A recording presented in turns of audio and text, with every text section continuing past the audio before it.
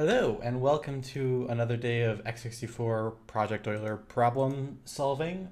Before I get into the next problem, I realized after my last session, a day or two later, that I have a bug in add small, and I just wanted to fix it real quick before we move on.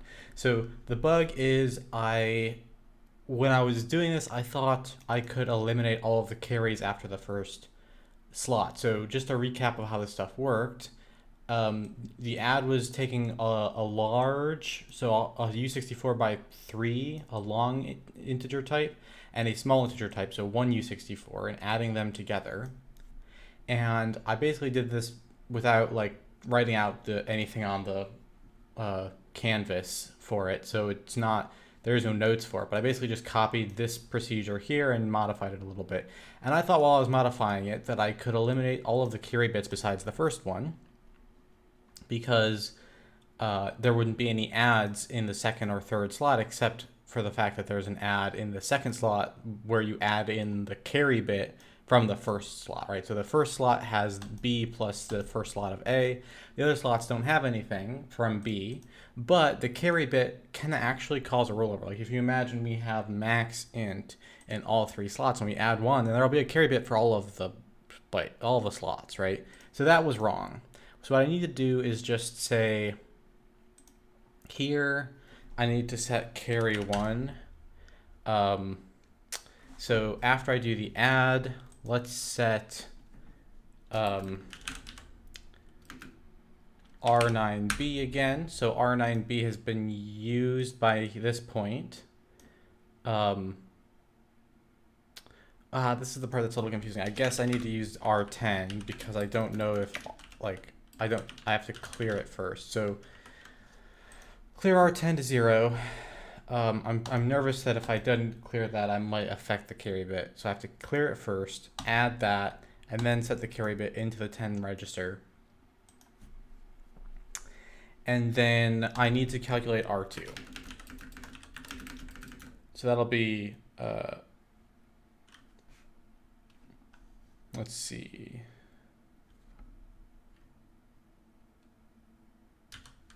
Slash R2 plus C1. So we need to grab slash R2 equals A2.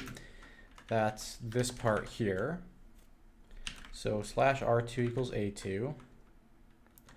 R2 equals slash R2 plus C1. That's R10. And then this can equal R2. So that is the bug probably fixed.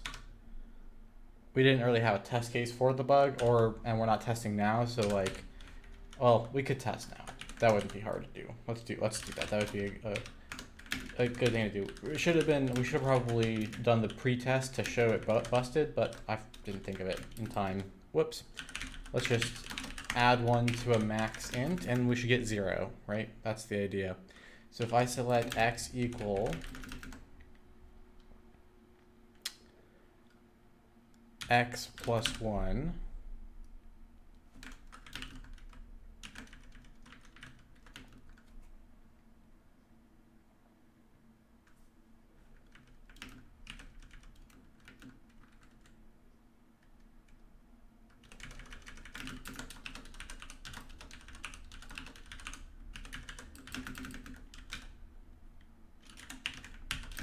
and I look at the 3 slots, hopefully we'll see zeros. Okay. And if I did that before the add, I would see, yeah, max ints. Okay. So there we go. That's working. We didn't test what it looked like before, but I guess we could take a look at that. So this would actually be really easy to do. So suppose we just didn't do this 10 stuff here. So R10 is not a part of it. Those 3 instructions didn't happen. Then we get this, right? The first and second one correctly roll to 0, but there's no, the second carry bit is being dropped, and so the third one doesn't change, right? So that was a bug. Very good. Okay, so let's get into a new problem. Project Euler. All right, so 9 is the only one we've skipped. So let's go back and clean that one up. Okay. A Pythagorean triplet is a set of 3 natural numbers with a less than b less than c for which a squared plus b squared equals c squared. For example, 3 squared plus 4 squared equals 9 plus 16 equals 25 equals 5 squared. So that makes 3, 4, and 5 a Pythagorean triplet, with 3 equal to a, 4 equal to b, and 5 equal to c. There exists exactly one Pythagorean triplet for which a plus b plus c equals 1000. Find the product a times b times c. So we're going to try to find a times b times c such that they satisfy this requirement, and this requirement. And there's only one such value. So that's the puzzle. Let's do some canvas work first. Let's see, where did the last problem begin? There was a lot of work put into problem number 12, problem number 13. Okay, problem number 9.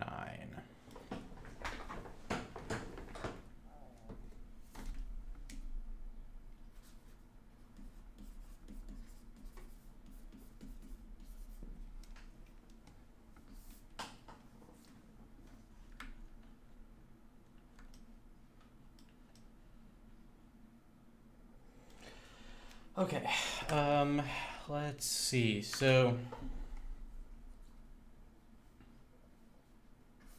here are the constraints.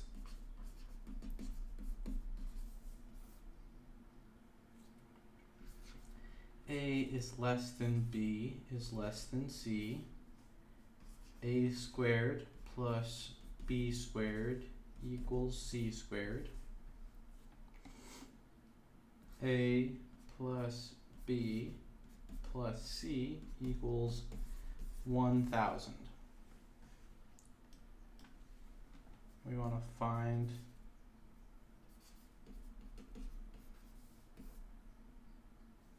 A, B, C, right?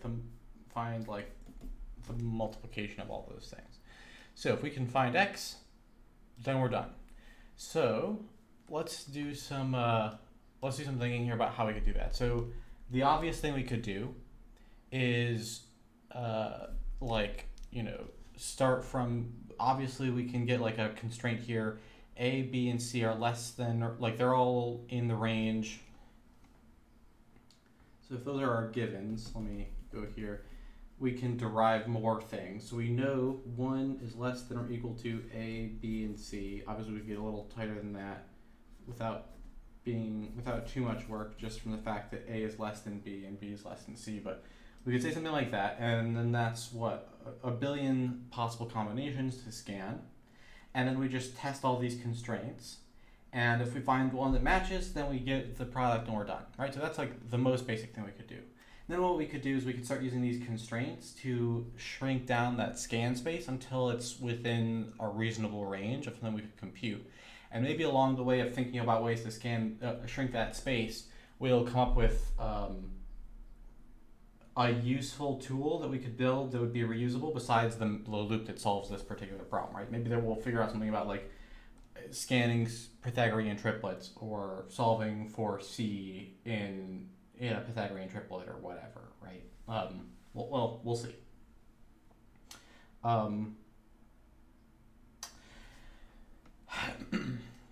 So the obvious things we can do are, if we use this constraint here, that A is less than B is less than C, that reduces the space considerably, because it's like, if you imagine scanning this whole thing, it's like a cube where there are 3 coordinates, we're looking at all the possibilities. But really, we only need to deal with the sort of pyramid in one corner of the cube, which significantly reduces it, but it's still sort of like a pyramid number of 1000, if you will, right? It's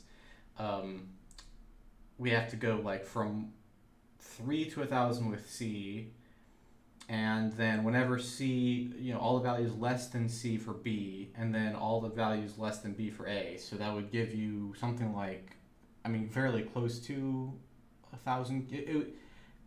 Point is, like, this thing here, if that were n, it would still grow like n cubed. So that gives us a reduction, but it's not a particularly interesting one. So something we could do is use the the third constraint, a plus b plus c equals 1000, and then like c is just derived from the others, right? So c is just 1000 minus a minus b, right? So if I think about it, I could actually just iterate two variables, a and b, and then solve for c. And then that way I've reduced it from 1 billion to 1 million, right? So it's an order of magnitude reduction sort of thing happening if I go that route. And anything I'm not iterating from the whole cube was not going to be a solution because it wasn't going to meet that constraint. So that gives me a way to iterate like a two-dimensional space to solve the problem. But it seems to me like we can probably put some pretty strict bounds because, like, you know, using triangle inequality, basically, a squared plus b squared is going to give us a pretty, like, a stronger bound on how low a can be and how high c can be. Like, obviously, if c is 1000, that's not actually going to work. So actually, one thing I can just say right off the bat is this should be less than 1000 because if any one of those is 1000, the other ones have to be 0, and that's not allowed because that wouldn't be natural numbers. So if c is 999, then these both have to add up to 1, and that doesn't work either, right? So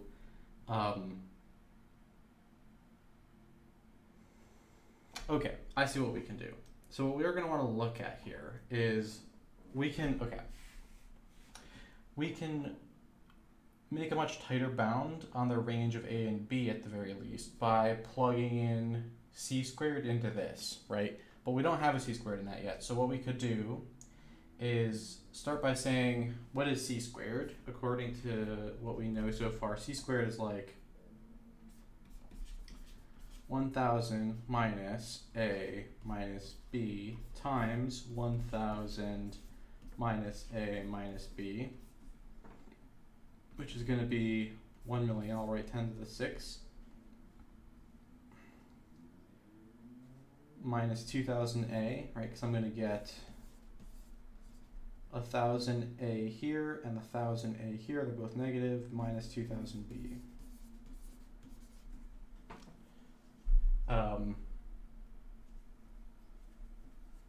Plus a squared plus b squared plus 2ab. Okay. So this squared shows up here. This squared shows up here.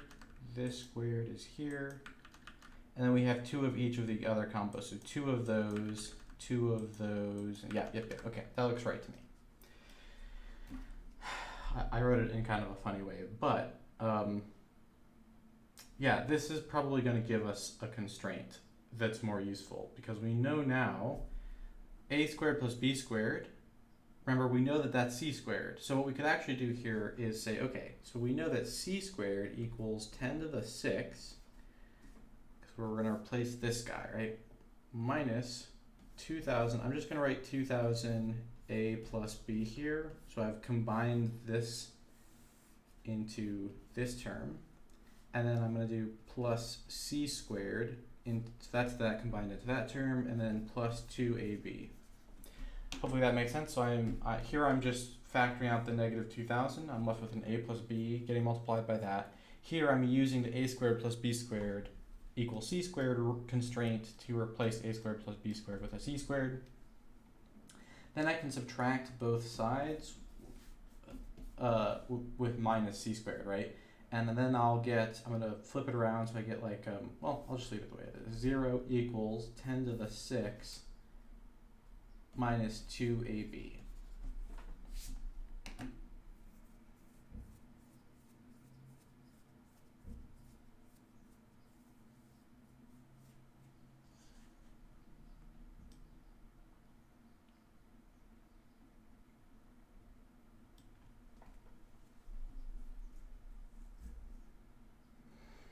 Okay, I'm going to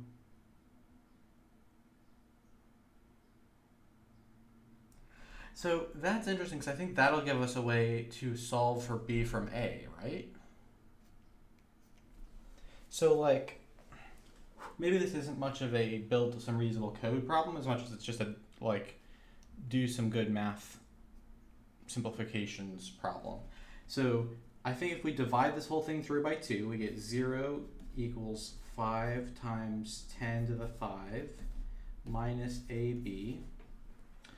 We can add that over. AB equals 5 10 to the 5. And then B equals 5 10 to the 5 over A. Is that true?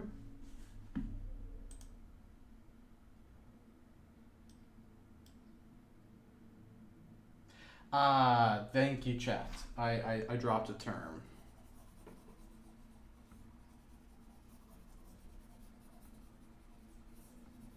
Yes.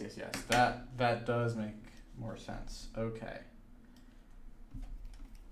I was like, this seems like it's simplified. I didn't think you could solve for both terms of the Pythagorean triplet from just the first term. Seems weird. Okay, so I need to preserve the 2000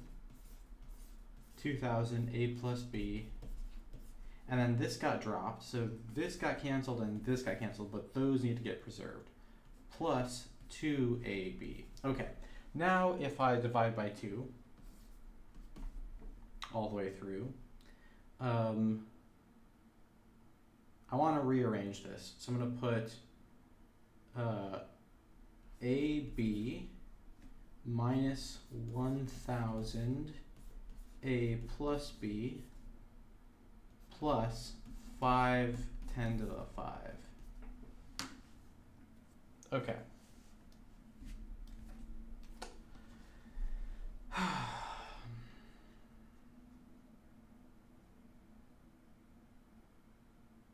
What could we do with this? What could we do with this?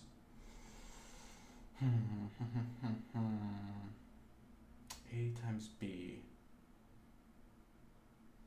So I know that I still think this is going to give us a way to relate A and B a little bit.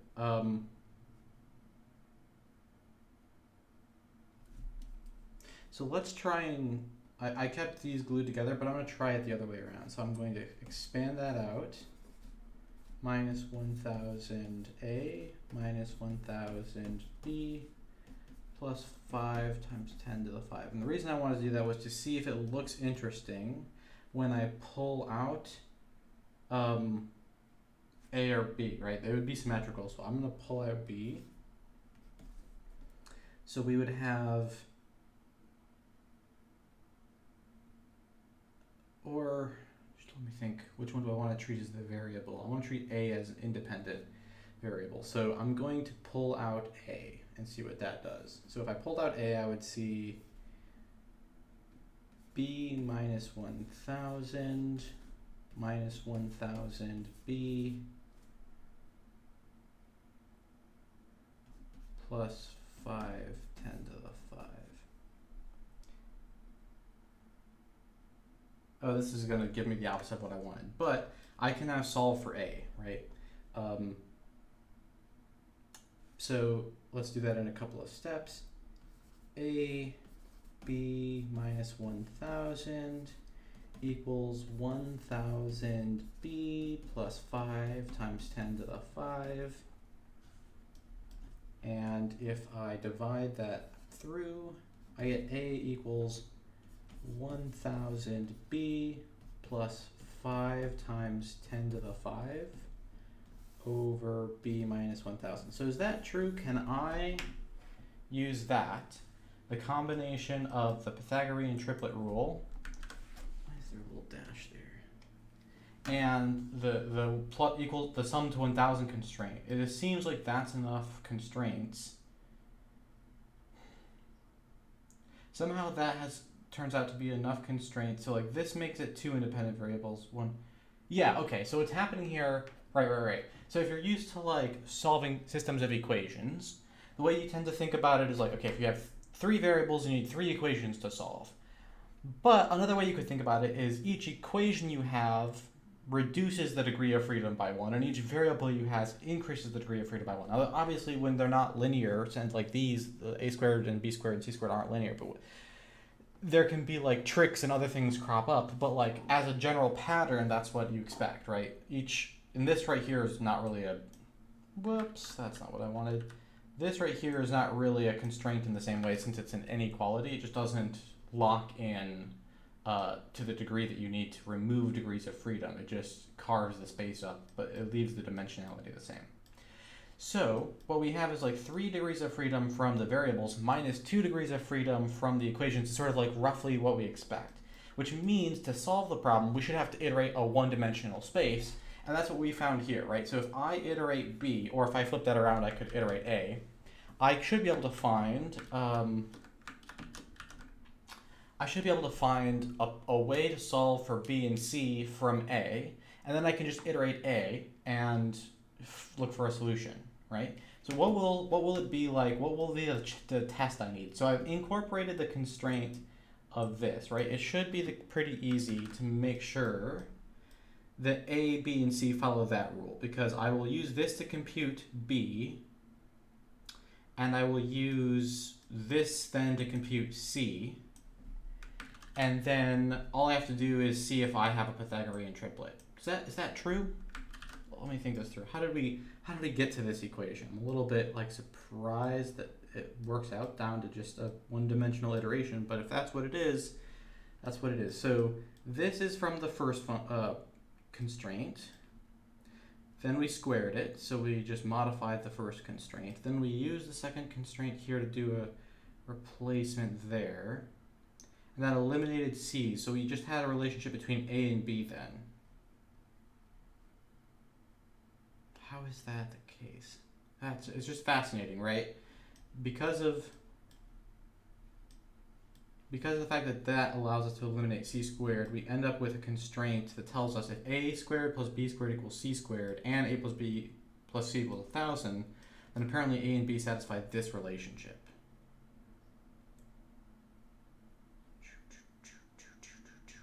Why is this negative? Does that make sense? Should that be negative? Wouldn't this give us a negative a? There's got to be a bug in the math. Let me think.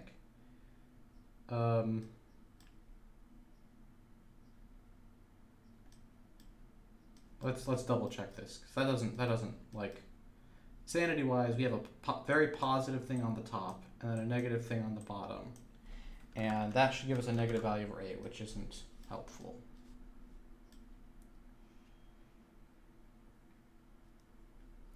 Okay.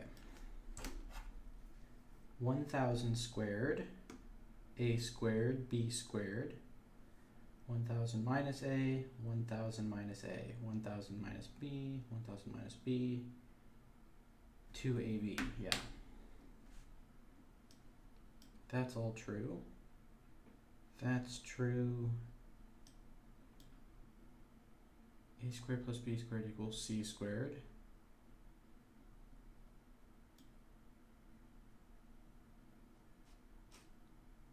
So we're saying we want to iterate a, b's, and c such that they follow this pattern here, which means that they will also follow this pattern here.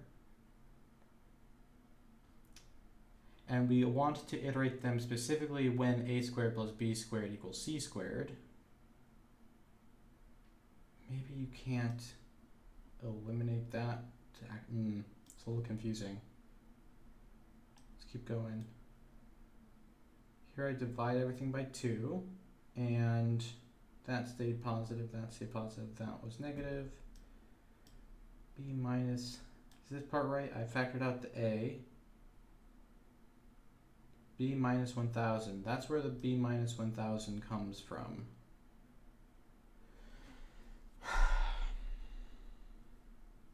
Oh, got it, here. That should be negative. When I was rearranging this, I made this the left-hand side, which meant the negative of this should have been my right-hand side. And then that makes this negative, which that should make the whole thing positive, right? Because this here, we will know this, okay. I haven't proved it, but if this were to become negative, I think we would be able to just ignore those cases anyways, right? Because this constraint must be true based on the things we've plugged in so far. It seems like it would have to be. But we also know that this top number should normally be negative, right? So I guess one thing we could do is let's look at it like this. Let's just negate the top and bottom of this fraction so that we don't have to actually use signed arithmetic.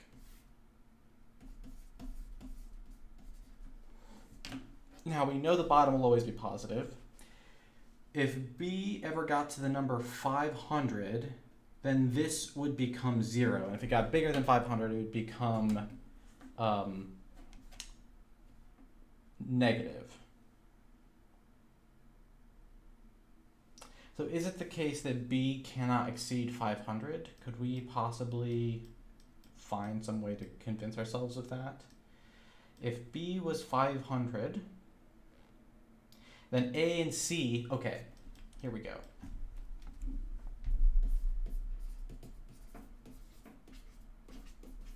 Here's how we can prove it fairly directly so we know we're not fooling ourselves.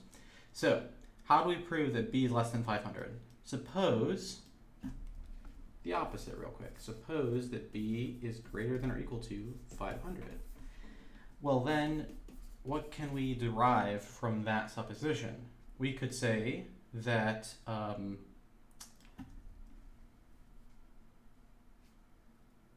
first of all, let's write down that we know b equals 1000 minus a minus c, right? So that's a rearrangement of something we already are taking as a constraint. So we can get to that by just rearranging an existing equation. And then we know that that must mean that 1000 minus a minus c is greater than or equal to 500.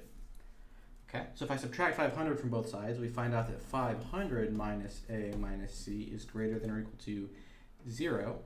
And finally, we find out that a plus c is less than or equal to 500. Okay, if a plus c is less than or equal to 500, then we clearly have that c is less than or equal to 500, right? But then we also know that b, so now what we want to do is use the fact that b is less than c to create a contradiction. So we have 500 is less than or equal to b, our original supposition, which is strictly less than c, which is less than or equal to 500. But that means we have 500 is strictly less than 500, right? Contradiction.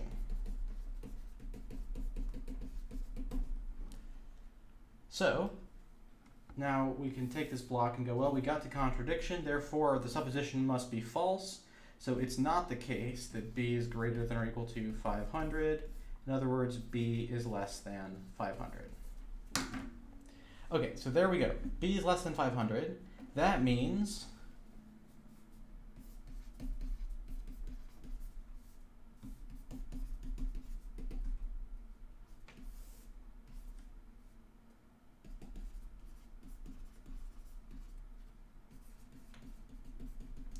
that fraction is always going to be positive. Because like I said, this here is 500 times 1,000, and this over here is 1,000 times b. So the only way for this to become 0 or less than or equal to 0 is for b to reach 500, which we just said won't be possible. Okay, so I think we have a pretty good idea of how to go about this now. We're going to iterate a. A is going to have the same restriction that b had because all the variables are symmetric, so all of them are less than 500 in fact. And so a is going to go from 1 to 500, I suppose. And we're going to plug in, so first of all, we can like swizzle this around. So this can also be interpreted as 5 times 10 to the 50 minus 1000 a over 1000 minus a, because they were totally symmetrical up until I chose which one to factor out, and I factored out a, but I could have just factored out b here, right? And then I would have gotten this equation instead. So what we're going to do is we're going to say iterate a 1 to 500, plug that into this to get b, and then do a plus b plus c equals 1000, or in other words, calculate c like this, and then finally do the Pythagorean triplet test. So that will give us, this right here is giving us a b, which is the only b that could give us a Pythagorean triplet, but that doesn't necessarily mean it will give us a Pythagorean triplet, I don't think. Or it might, yeah, we'll have to check that part. It's a little confusing because it's like, isn't it all derived from that assumption? So let's just imagine, let's test this out by imagining what happens when we put in the number 1. So if a is 1, we would get, let me grab my calculator. I don't think a Pythagorean triplet can definitely never have 1 as one of its legs, because that would mean that there's 2 squares where the difference between those squares is 1, which is clearly not the case. So 500,000 minus 1,000 divided by 999. Okay, so what happens is we just get a non-integer whenever it isn't going to work, right? That makes sense. So there's nothing about this math that we use that actually required integers. Like all of these mathematical ideas we applied are sort of like built for real numbers. So we could get anything. We'll probably get rationals since we're doing integers over integers, but we could get any rational, and our solution's only going to be of the form integer. So all we're really doing is doing a divisibility test. If we find a case where this works, I think we'll have a solution. So maybe there's nothing reusable to do, but I think that's what we're going to do. I'm going to need to take a 5-minute break, and then we will do the code for this.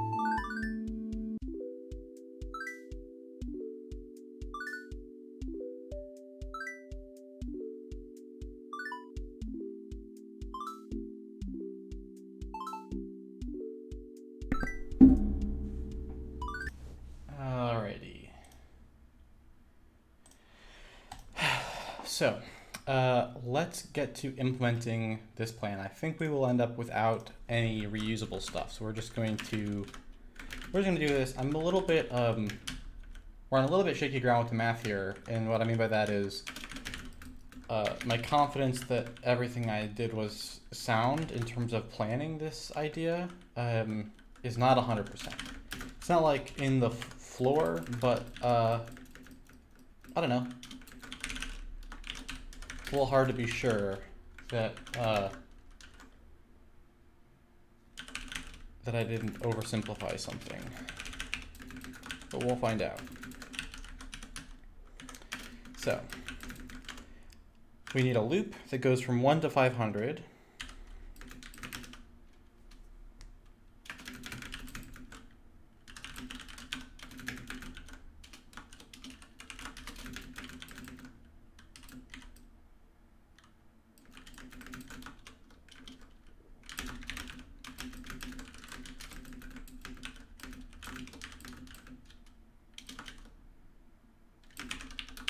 We know that if a gets to 500, we're done.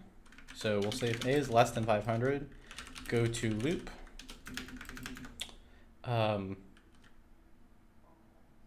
Compare a 500. Jump if it's below or equal. No, jump if it's below to loop. So that gives us our loop. But I need to use a register name and not a variable name. Okay, so Rex is RA. Now let's see, we want to make B by doing this. So let's put B equals 500 million, or 500,000 minus 1,000 times A divided by 1,000 minus A. Okay, so we're gonna have to build this up in parts, right? First of all, 1,000, let's do 1,000 times A. So let's put into RCX, RAX, and then let's multiply RCX by 1,000.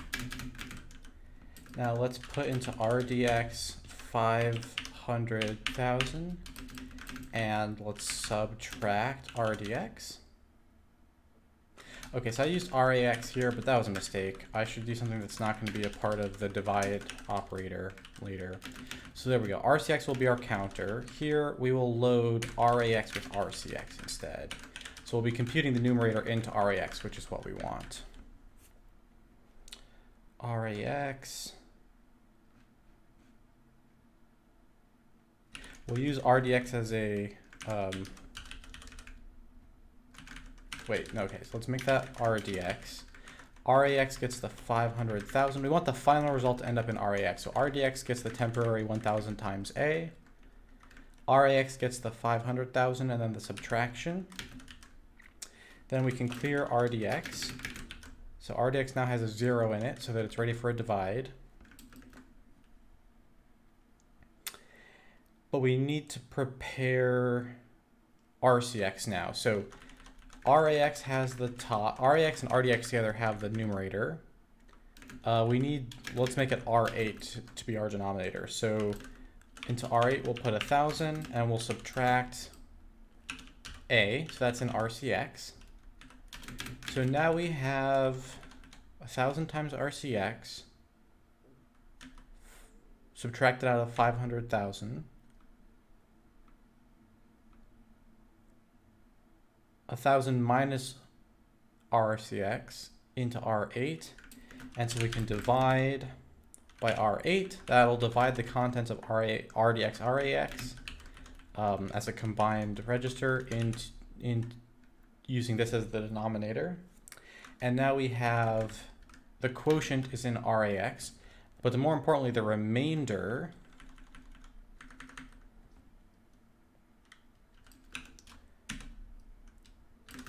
So what I'm going to do is I'm going to just like break this expression out so that we can see what's happening. N equals this.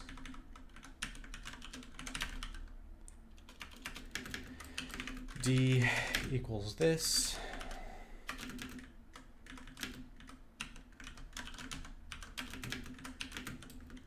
And then B equals N over D, while R equals N modulo D, all in one go. R dx gets the remainder. We'll make that quotient.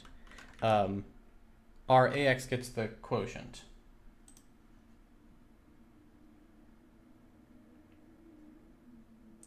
Hi, welcome to the chat. Sorry, I'm not sure how you want your name pronounced, but I'll say Mo for short.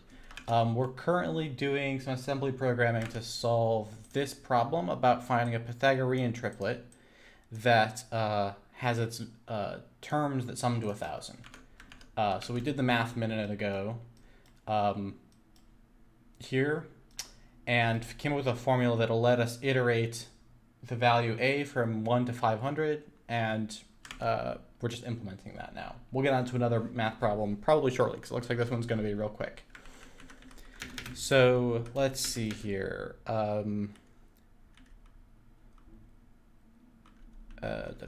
Quotient and remainder, there's the divide. And then we want to, what are we doing?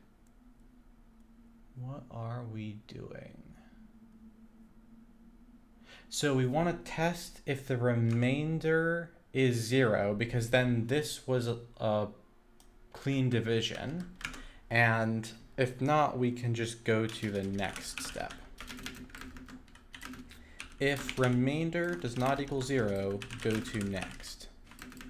So that's what we're going to do here. We're going to test R dx, and we're going to jump if that is not 0 to next. Okay. So if that is not 0, we just go to the next step of the loop.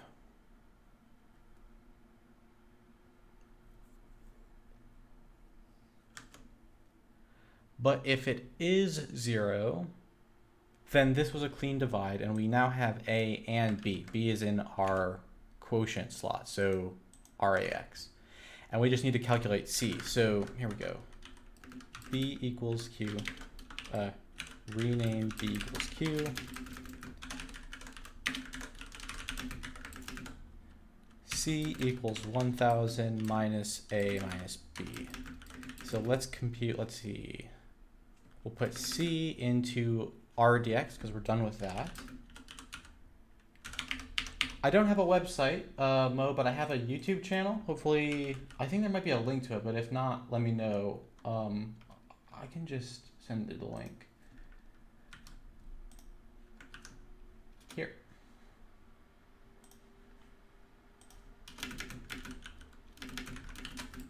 Okay, so we're going to do 1,000, and we're going to subtract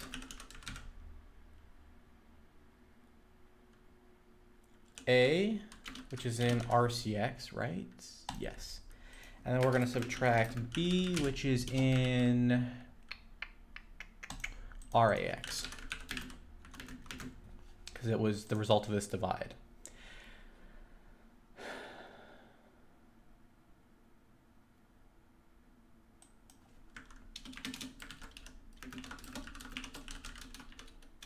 Okay, so now we have R dx has our C, and we have our A and our B. So what we're going to do is we're going to set this whole thing up with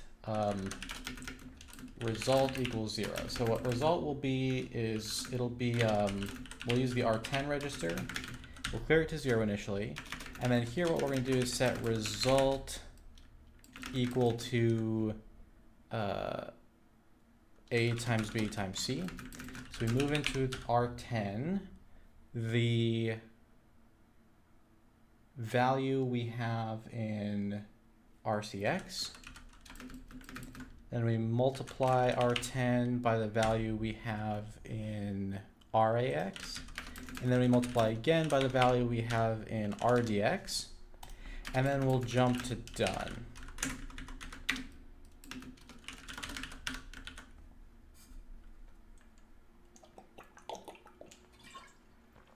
Okay. What did we mess up? Oh, we need to include that twice. Can't use the word loop. I forgot about that rule. So this will be loop 0. We'll also rename next just so that they're sort of like linked together. Okay. And then all we need to do is get our answer to Euler 9.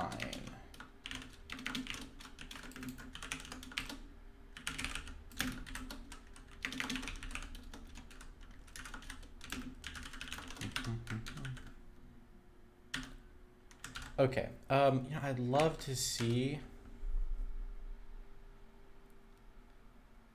Let's do something different. Let's have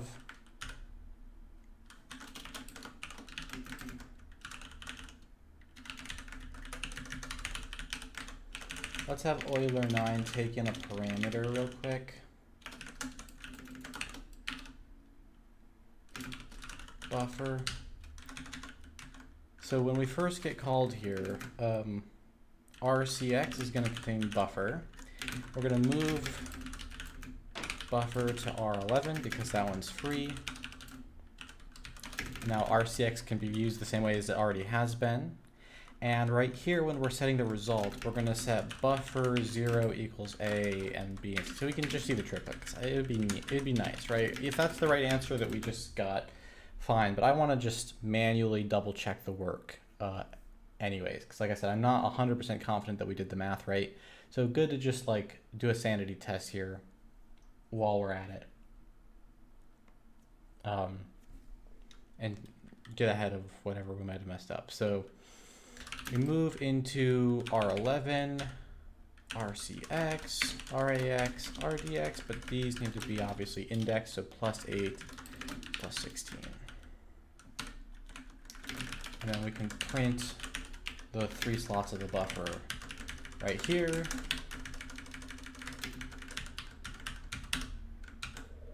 Boom. Okay, let me verify this with my calculator really quick. So those add up to 1,000. 200 plus 375 plus 425. That looks good. Yeah, that adds up to 1,000. Now squaring those, 200 squared plus 375 squared, and then 425 squared. Hey, that looks good. So I think we do have an answer. No, wait, no, because this is not actually the product of these 3 things. So what we messed up was after we multiply all of them together, we need to move the result into RAX because that's the return register. We were leaving it in R10. Okay, so that should be the right answer because that should be the product of the 3 numbers, right? Let me just double check that I didn't screw that up a second time since I did once. Yep, okay. Boom. We should have an answer here. All right, that one was quite quite quick. So we can get on to another one.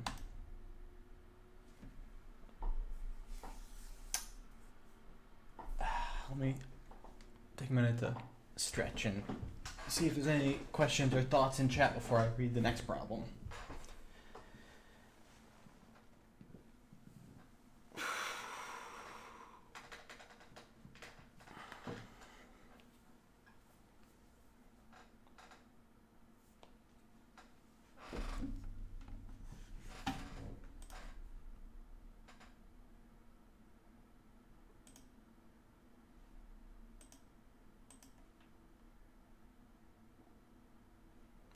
Okay, so Nate's jumping to errors just automatically worked. So when I run my build, so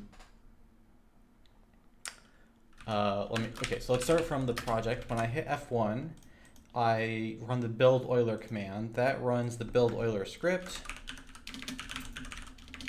which we set up on the first stream. And that is just calling ML64, the Microsoft, MASM assembler. That thing, so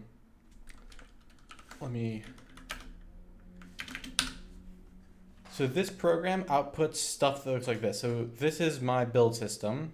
This is just the assembler's actual output. So if I ran it on the command line, you would see this, this, and this.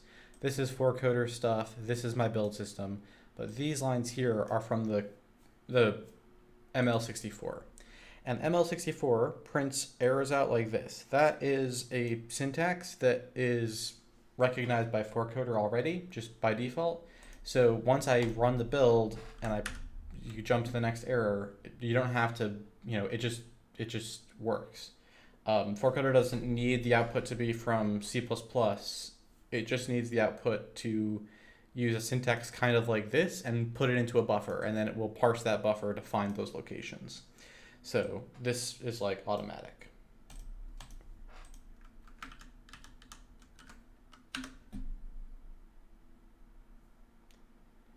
And if you're asking what's the key combo, it's just Alt-N is the default key combo to jump to an error after you run the compilation. Or any other command that like generates a jump list. So like if you do this, so I just did a search for mauve, and it gave me all the places where mauve shows up in the code that's loaded. And if I hit Alt-N, it won't work. But if I press Enter here and then start hitting Alt-N, it'll work because I've like locked that jump buffer.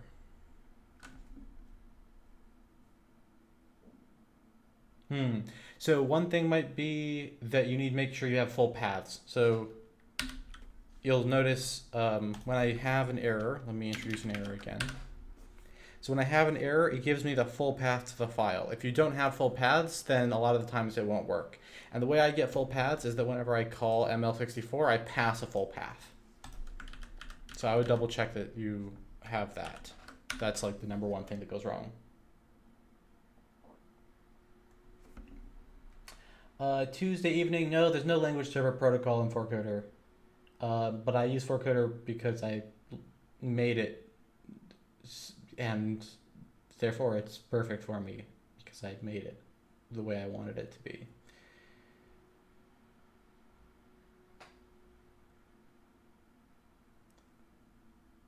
I do believe someone could customize forcoder to use LSP. Okay, let's dive into the next problem now. Glad I could answer some questions about forcoder for you. All right. Longest colat sequence. The following iterative sequence is defined for the set of positive integers. N is mapped to n over 2 when n is even, and n is mapped to 3n plus 1 when n is odd. Using the rule above and starting with 13, we generate the following sequence. 13 goes to 40, so that's 39, 3 times 13 plus 1. And then divide by 2, 20, 10, 5, times 3 is 15 plus 1 is 16, 8, 4, 2, 1. So there's the sequence we generate. It can be seen that this sequence, starting at 13 and finishing at 1, contains 10 terms. So this is a 1, 2, 3, 4, 5, 6, 7, 8, 9, 10. So counting the 13 and the 1, there are 10 numbers showing up there. Although it has not been proven yet, it is thought that all starting numbers finish at 1. Okay.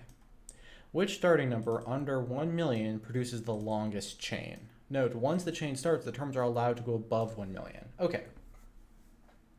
So this might be another one that we could just solve by doing all the compute, but if we're going to go from 1 to 1 million, and then those chains visit like a few thousand steps or something before they find their way to 1, that's a billion computational steps we have to do it the very naive way. So let's take a minute and sort of like think of what's the most naive way that like just we know works, and then sort of refine from there. All right. Problem number 14.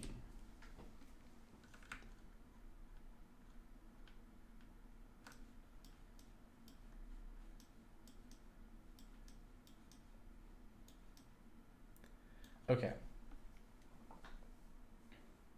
So let's think about like what we could do. First of all, we could have like just like count colats function,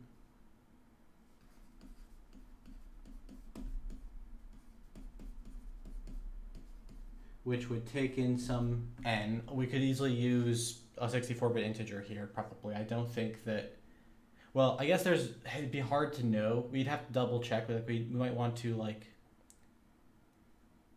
put in some kind of safety check that like makes sure we're not accidentally overflowing. Whenever we do 3n plus 1, we would want to make sure that the number we're getting back is never overflowing, so that the multiply doesn't overflow and the add doesn't overflow. If it did, we would need to switch to using bigger numbers than 64 bits. But I bet since, 32 bits goes up to 1 billion, so even if we're doing 1 to 1 million, we probably won't get to the point where we're past the end of 64 bits, right? Even if we find the longest chain that goes outside of 1 million and then goes back down, I doubt that like it would even get to 1 billion, which would be 32 bits max. But it definitely doubt that it would get to 1 billion squared, which is the 64-bit max, right? So I think we could just use 64-bit integers, but we'll put in a little safety check just in case it overflows. We don't want to get tricked by a bug, so we'll find some way that we can catch bugs in this one. But let's ignore that for now and just look at like the basic conceptual algorithm here, which is we get n, and then we set a counter. So we'll say like count equals 1, because we've already got n in the chain, right? So n's in our chain, there's 1. And then we run the step, so we'll like step that and we'll like have f of n. So we'll make this like the colatz function. And so there we have fc of n, right? And so what we'll do then is say, if that was 1 already, then we should be done. So we want a loop, and the loop is like, if n equals 1, then we break. Otherwise, we do n equals colatz n. So that's like our colatz update step. And the count goes up by 1, right? And then when we're done, the count is the result, right? So that's like the easy way to do this. Let me say return count, right? So that's like the very easy, naive way we could do this. And then the thing is, we're going to be doing a bunch of redundant work. So we know we need to scan from 1 to 1 million, but every time we scan, test a number, this is going to run this colatz update a bunch of times. And this is a non-change, this is a pure function, right? So if we've already run colatz n, and then we run it again, we're computing something we've already computed for. And in fact, the count would be the same too. So what we could do is instead have like, we could accelerate this with a simple table.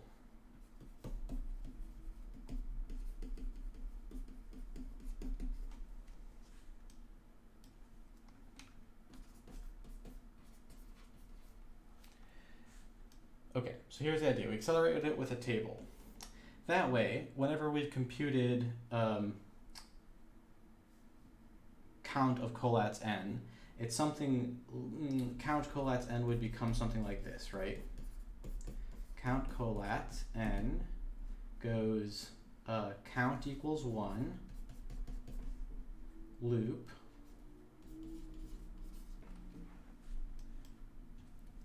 this up here, by the way, like keeps going until we get to 1. Okay, loop, if n equals 1, so that part stays the same, we break, and we're done.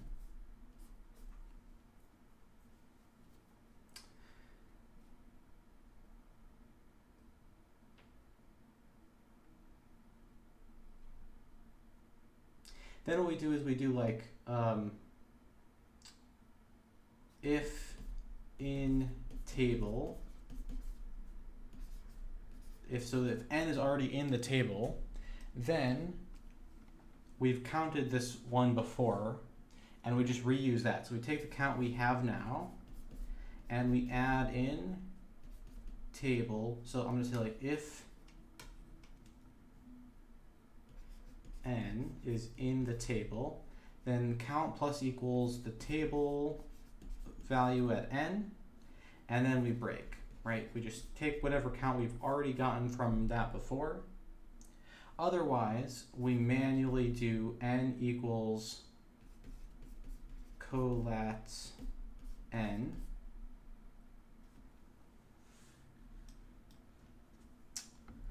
and count plus equals 1, right? But then the question becomes, how do we actually fill the table?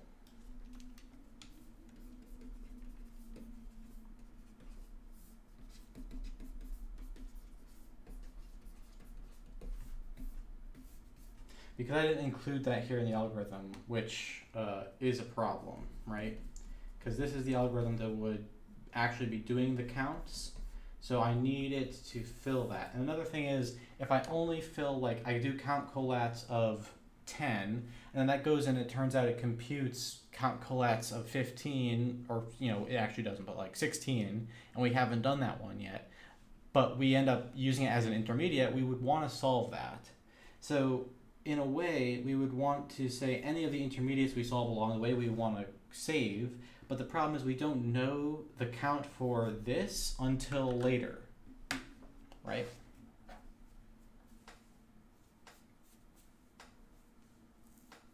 Because here the count for this is how many steps we've used to get to n, not how many steps to go from n to 1, right? We've counted from the other direction. So we could get different values for n depending on how we first reached this particular collat's n if we were trying to do it that way. So that's not the spot where we can fill the table.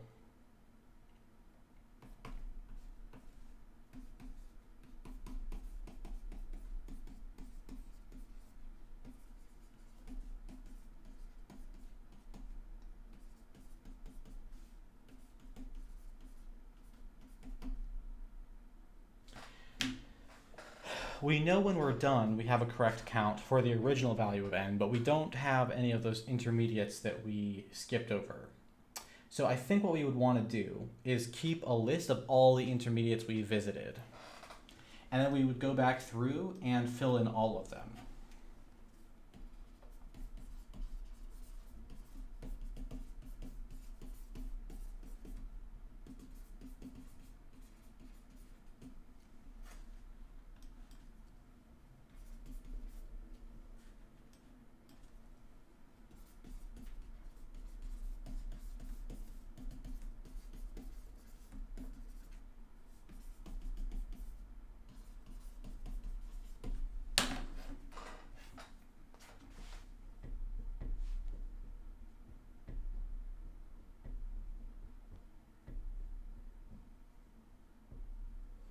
Okay, so that would work. Then the only problem we have left, oops, I just lost my headphones, and I'm back. Okay. So the only problem we have left is how do we manage the memory for this?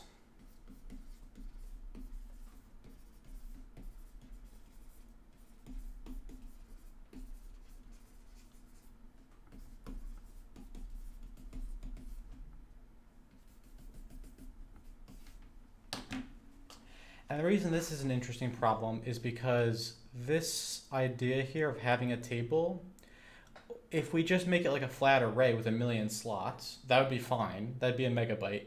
But if it's going to go over 1,000,000, and we don't know how much more over 1,000,000 it's going to go, then we kind of run into a problem, which is we don't know how much memory to actually make. Do we need to get 2,000,000? Is that enough? 3,000,000? 4,000,000? How do we know what's big enough? And if we have to say like, oh, fail and grow dynamically, that'll be annoying. So I'm gonna make a proposition here.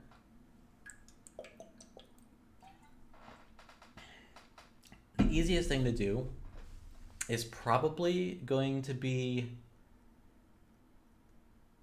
to just like allocate a gigantic amount of memory and not think about this too hard, right? That would work. And then we would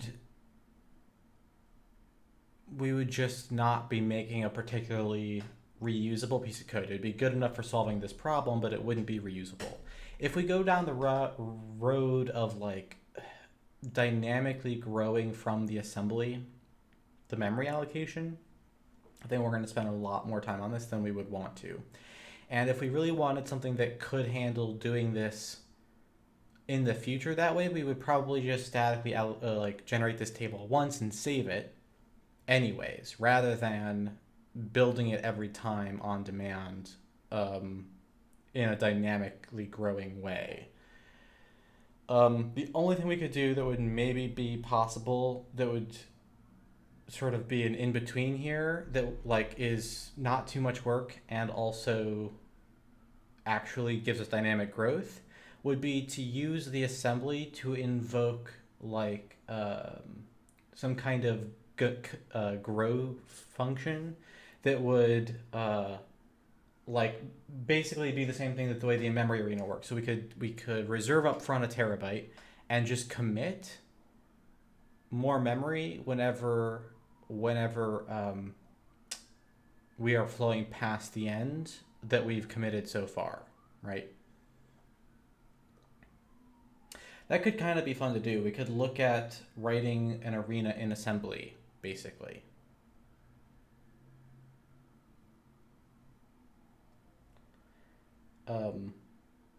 We already have one in the code base written in C++, but I don't want to have to use that one. The hardest part about this will be that we have to like do the function called stuff, but I suppose we could make it work. We'll need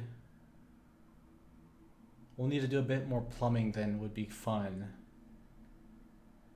Let's just skip it. Let's try to do this with a giant table. So I'm gonna just allocate a gigabyte of memory and see what happens. Okay.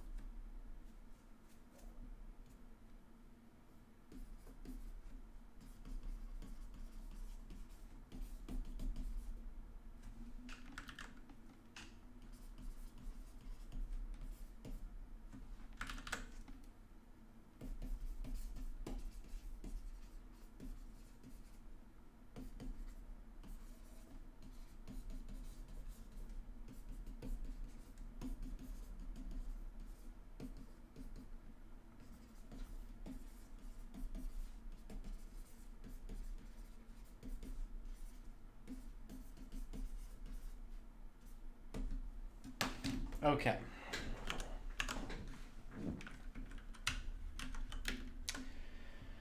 I'm gonna put on some music for this one. 1 second.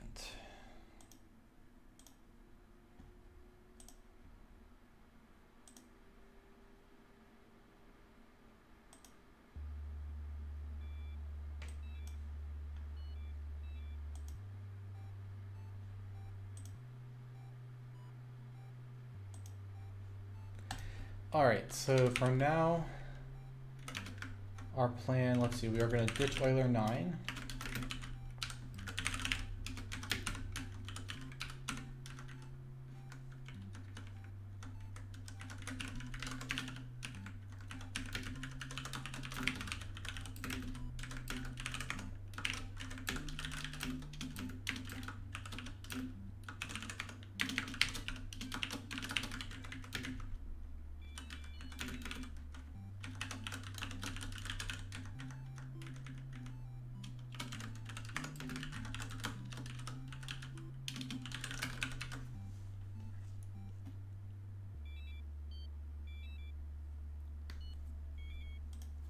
So what we could do if we needed to, just to be clear, is we could, what's the thing I'm looking for?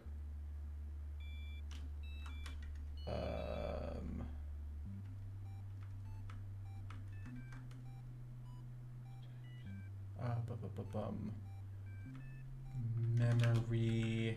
Yeah, so these functions here, we could just make these into C-linkage functions and call them directly. That's one thing we could do, or we could go to the OS layer and wait, what am I doing? Here we go. And make these C-linkage. That would make a lot of sense, but I don't really want to make any code-based decisions based on this like Project Euler practice stuff. So I want to think about that. Maybe these should be wrapped before I try to link them to C. Maybe all my functions should be C-linkage. I honestly don't really want them to be name mingled, right? I don't use overloaded function names personally very often. So it's something worth thinking about. If I switched everything to C-linkage, this would be, I could just call these guys, right? I believe. I might have to figure out how to declare functions from the MASM stuff. But anyways, that's just an aside. Let's work on this. Martin, did I program the synths in the soundtrack?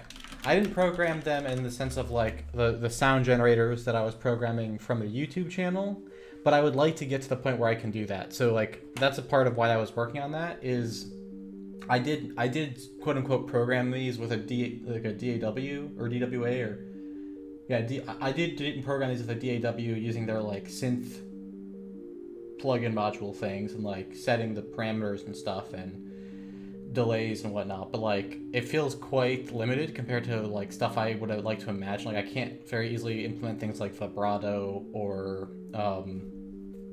like changing the just things like as simple as like a delay or what was the other one that's like I can't like have it pan so that I can make an instrument that's like got slightly different sounds on their two ears that are ever so slightly different or something. Like I can't do anything like that very easily with the stuff I have available.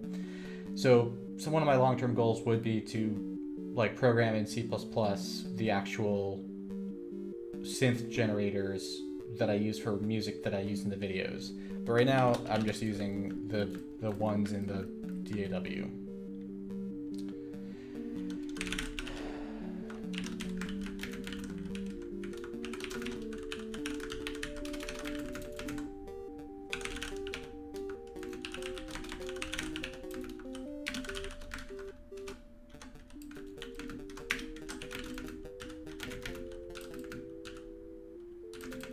All right, let's see.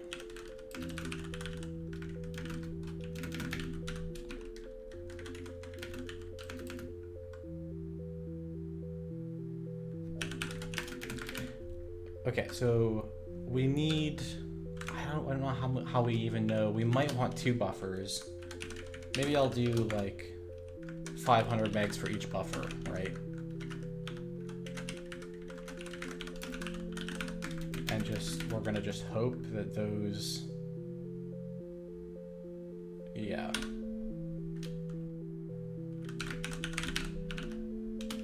We're being pretty sloppy with the memory on this one. This one definitely pushes us to our limits a little bit. We previously did like this extendable sieve thing, which was also a case where we didn't know how much memory we needed, but that one we didn't need to index into it so often. Like we weren't building the table as we were, we weren't filling the table in as we were finding out how big it was. We were sort of only filling out from small to large, but here we jump ahead and then fall back and so on. So it's just a lot harder. Okay.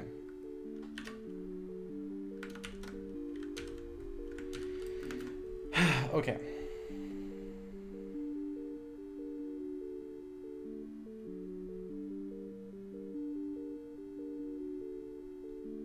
Thanks for the tip. I will take a look at that. That's exactly that's exactly the stuff I'm most interested in as I'm making the music, is like sort of, I don't know, finding cool sounds with the instrument, like by making the synthetic instruments. It's just neat. Ultimately I want to have the code for it, because then you are unlimited. It's also why actually all of that is exactly why I'm practicing assembly too, because I want to make a compiler that generates the synthetic instruments eventually. So hence practicing the assembly stuff. But anyway, here we go. So we have buffer 1 and buffer 2. So buffer 1 will be our table, and buffer 2 will be our list. So what we need is, we're going to do a loop.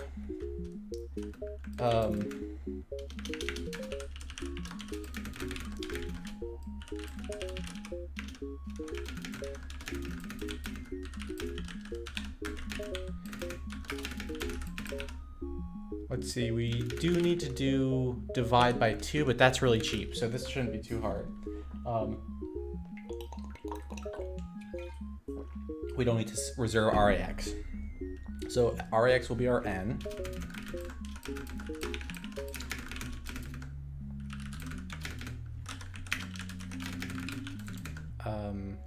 Let's see, if n, do we stop at 1,000,000 or 999,999?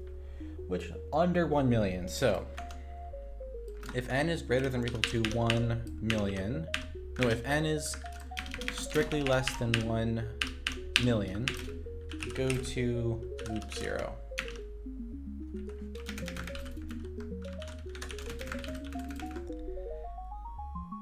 So we want to compare n to 1,000,000. Jump if that is below to loop 0. Okay, there we go.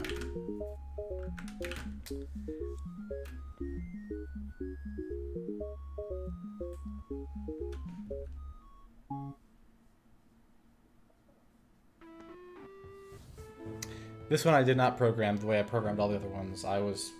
This particular one I was like just messing around late at night and had some bad ideas that I decided to stick with until the end of the project. It sounds crazy.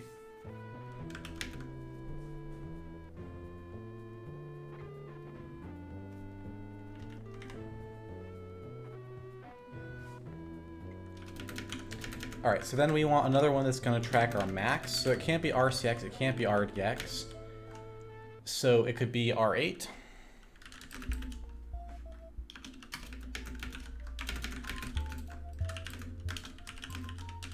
So R8 will be our max register. And here we're going to compute count,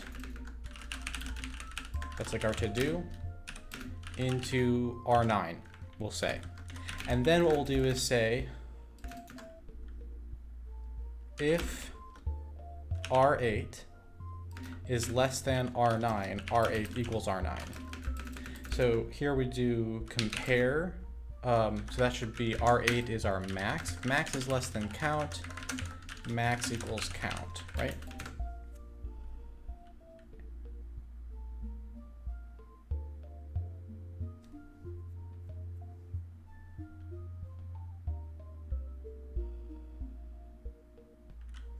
So we want to compare max, which is R8, to count, which is R9, and then use a move instruction, but a conditional move. So move if that is below R8, R9. So we'll move R9 into R8 if R8 is below R9. Okay.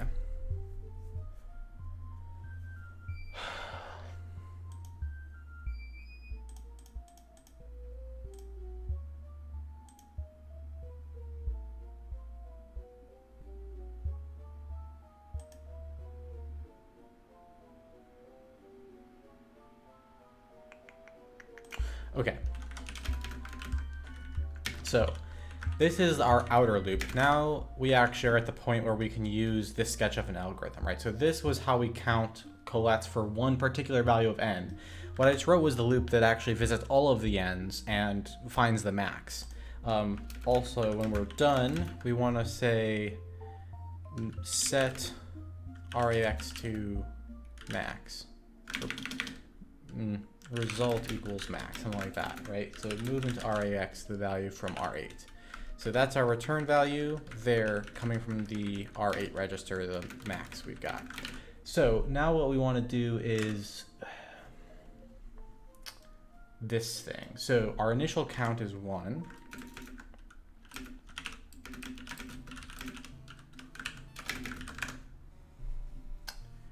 And then we have an internal loop, so an inner loop, I mean. So here's the loop. If n equals 1, go to finish loop 1. So we're going to compare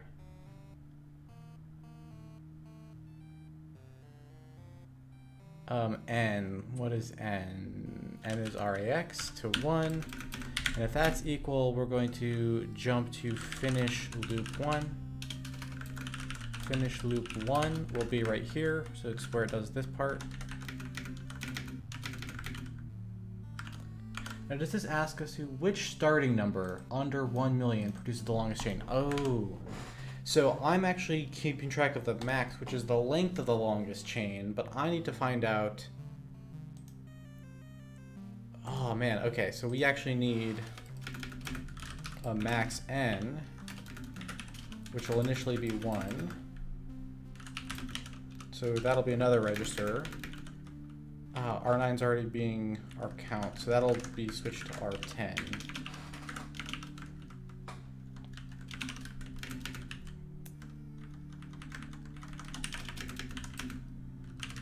Compute collat's count into R10. So that's what we're doing right there. This switches to being R10. And what we do is, whenever we see that, we also do a second move, B. So we use the same test for 2 separate moves. Max equals count. And then we also do max n equals n at the same time, right? So max n is R9, and we get that from RAX. Okay.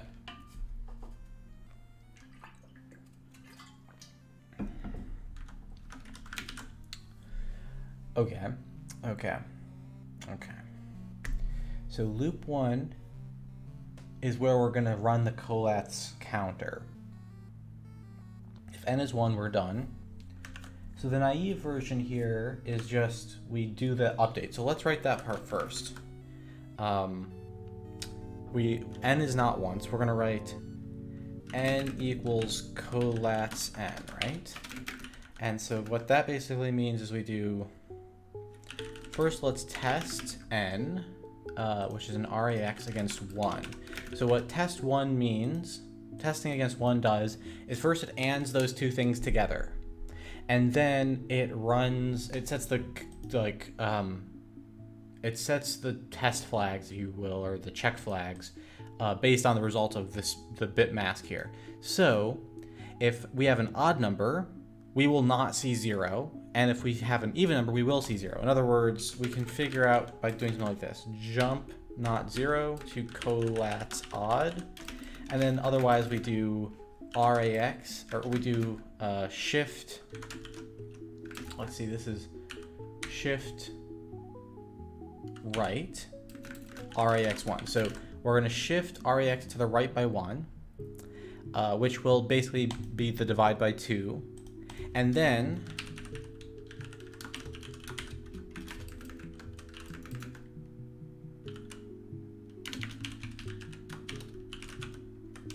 we'll jump to collat's done, or we will multiply our n by 3, and then we will add 1 to it, and then collat's is done.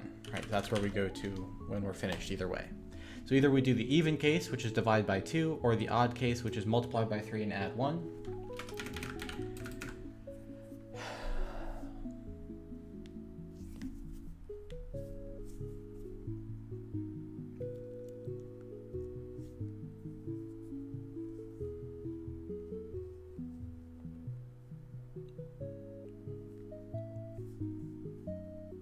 A bunch of neat ideas just popped in my head, but they'd be sort of very try-hard optimization stuff, which, quite honestly, since I can't see any obvious way to make this reusable code, like there aren't any good solutions for the colatz sequence, right? Besides what we're doing, basically a table-driven thing. It just doesn't make a lot of sense to like invest in making a fast colatz iterator or like evaluation counter thing. What you could do is you could extract the power of 2. So basically, whenever you have a number in a computer and you want to find out if it's divisible by 2, you can do a simple test like this. If you want to figure out how many times it's divisible by 2, it's still pretty easy. What you do is you say like, okay, if this is divisible, if it's odd, it'll have a 1 in the first bit. If it's divisible by 2 but not 4, it'll have a 1 in the second bit. If it's divisible by 4 but not 8, then it'll have a 1 in the third bit, and so on. So you can just use an instruction that tells you where the lowest bit is. There's such an instruction in x64. We could go grab that instruction, and it would tell us basically what power of 2 is a fact, like what the power of 2 is and the factorization of this number instantaneously. And then we could just say, okay, that is how many times we will divide by 2, and all in one go we've finished the divide by 2 parts. And then we just have to keep a table of the odds, right? Because the evens are just trivial, and so you just keep a track of the counts for all the odd ones. But I'm not going to bother. Just because, like I said, it's kind of try-hardy, and I don't see how we're going to benefit from having a good solution to this particular problem in future problems, because if they want more colatz stuff, like, who knows if it's going to be about counting the colatz or doing something else with it. There's not like a good closed form solution to colatz stuff. Okay, so we've incremented or iterated the colatz sequence, and now we want to do count plus equals 1. So count is R10, and then we can jump back to loop 1. So there we go. That is the naive implementation.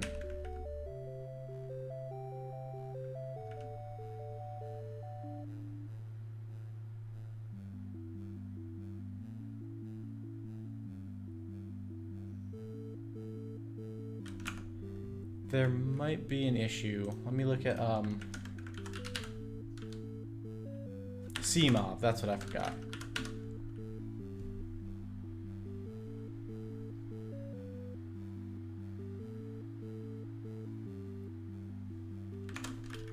So what is MOV B?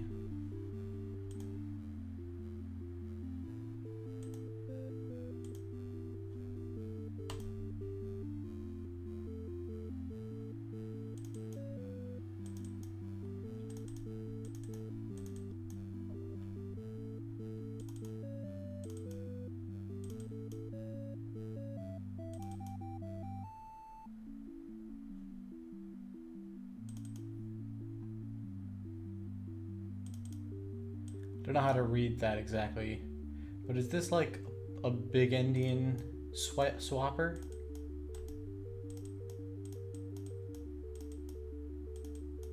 Oh, that's so cool. See, you don't have that. You don't have access to that from your C code, so you didn't know it's there.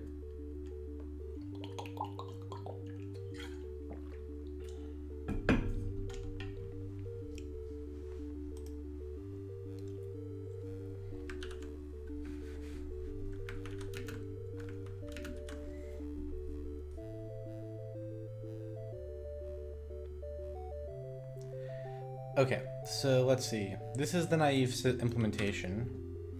If I were to say, like, ignore the buffers for a moment and run this, let's like shrink the problem down to 1,000 real quick.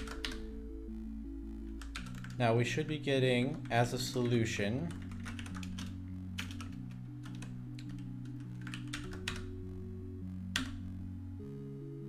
okay, that's still taking a long time to run. It could also be stuck in an infinite loop, of course. So let's shrink it as much as possible and see if we can get it to like just prove that it's like correct, like a correct sketch, right? Let's see if we can just get from 1 to 10. No, okay, there's something wrong with the sketch already. That shouldn't take very long.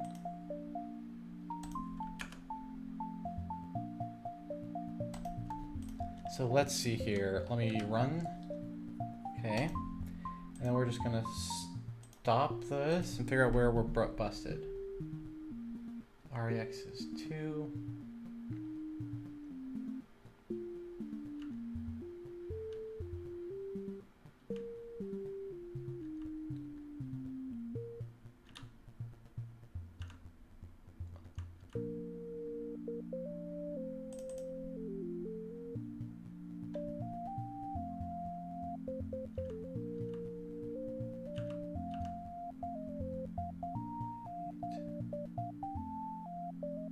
Max is R8 is 2, so that should be not happening.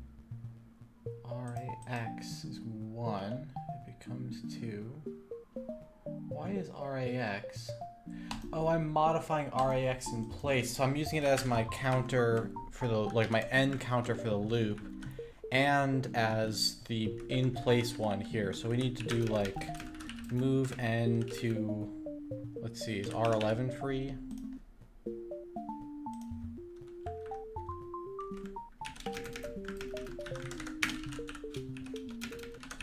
Let's say like n prime equals n, right? So we fill in R11 from RAX. And then here we're using R11 instead of RAX so that we don't modify our main loop counter.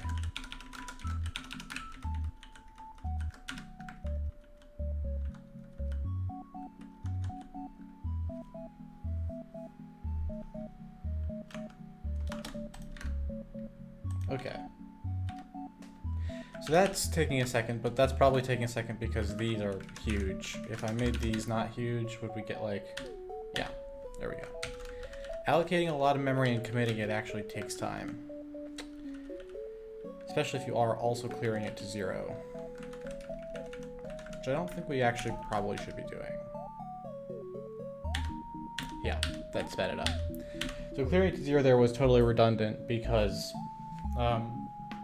we're allocating this on virtual alloc, which will give us 0 cleared memory if we haven't used it yet, which we know we haven't since it's a fresh arena here. Okay, so let's see, before we do anything crazy with the memory, let's like step this up to 1,000 and see how the time goes. Okay, so that gave us a pretty fast solution. I'm gonna step it up to 10,000. That was fast. All right, we're gonna jump to 1,000,000 and see what happens.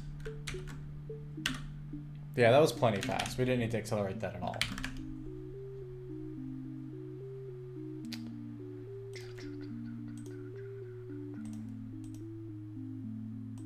I must have accidentally submitted an answer here. Did we get it right? We got it. All right, so that's cool. I'm just gonna delete that one. If we ever need to do real collect stuff, we wouldn't do it the way we were looking at. Yeah, this was all a little bit, it was a little bit of a misadventure, we could say. No buffers necessary. Don't try hard if you don't need to, etc., etc.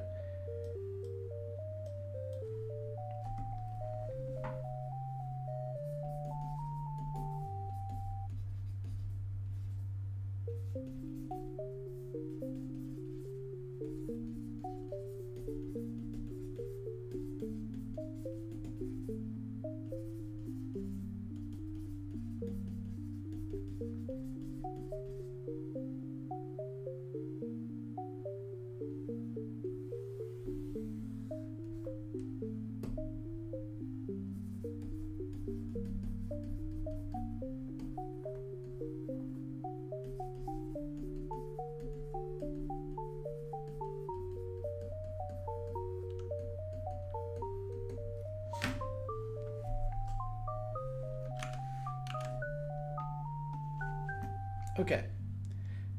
We are kind of tearing through these problems today. It's probably because I'm not stopping to make reusable code.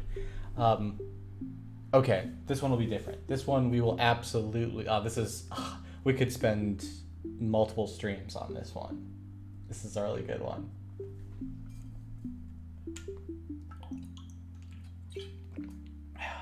I don't know how many people who like see a picture like this know exactly what's about to happen. So, if you are one of those folks, I don't know if I'm the only one who's excited about it, but you let me know. If you also get giddy at the thought of implementing this particular function. And if you are not one of those folks, then you are in for a treat, at least in my opinion. Okay, let's dive into it. Okay. Lattice paths, starting in the top left corner of a 2x2 grid, and only being able to move to the right and down, there are exactly 6 routes to the bottom right corner. So, you see we're doing like this one, that one, that one, that one, that one, and that one. There are none that like snake around by going down and up and down. They all have to either go down or right at each step. Right, that's going to be critical later. How many such routes are there through a 20x20 grid? Okay. So let's do this one. Problem 15.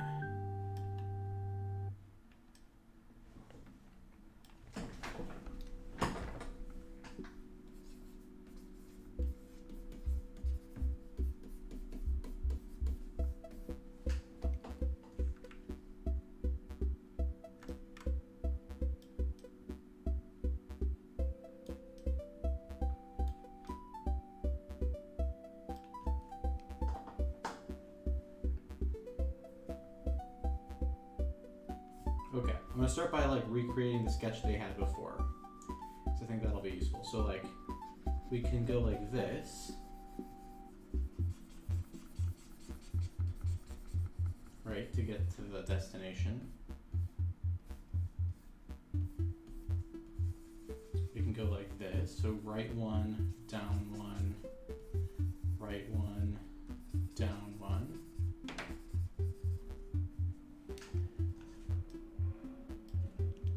I'll do a couple more of these, but then I will save the next row in the image for something else. So let's see. We can go right one, down two, right one. I'll do one more. Let's go like dot, dot, dot, because there's some other ones that we're skipping. And then, there's down 2, right 2. Okay. So let's reinterpret that. So here's like original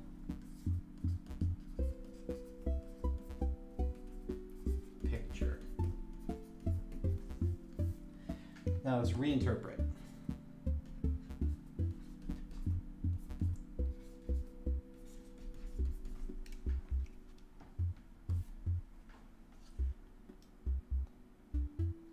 So this one here is right, right, down, down. This one here is right, down, right, down. This one here is right, down, down, right. This one here is down, down, right, right. And there are some we skipped. Okay. So that's step 1.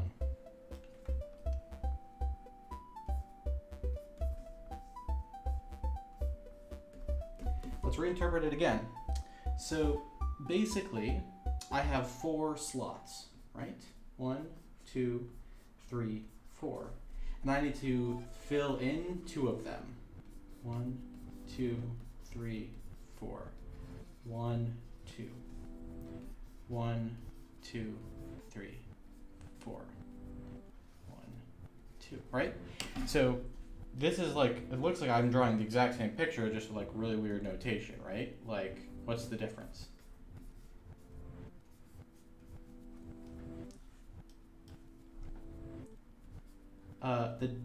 There is no difference. That's kind of the important key here. But It's moving us from one thing, like these are clearly just analogs to each other. If I give you one of these pictures, you can write down one of these sequences.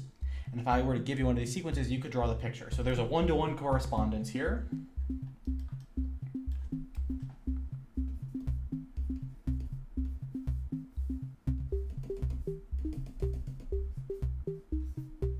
And then there's another one-to-one correspondence here. So I could take one of these sequences and say, it's not about a sequence of writes and downs, it's about having a series of slots, right? So I have 4 slots, 1, 2, 3, and 4, and I'm coloring in slot 1 and 2, or I'm coloring in slot 1 and 3, or slot 1 and 4, right? So that's a different picture to this one, but they clearly are one-to-one, because I could give you one or the other one of them, and you would be able to convert unambiguously between these things, right? Okay, so one more reinterpretation. Interpretation number 3. This is like how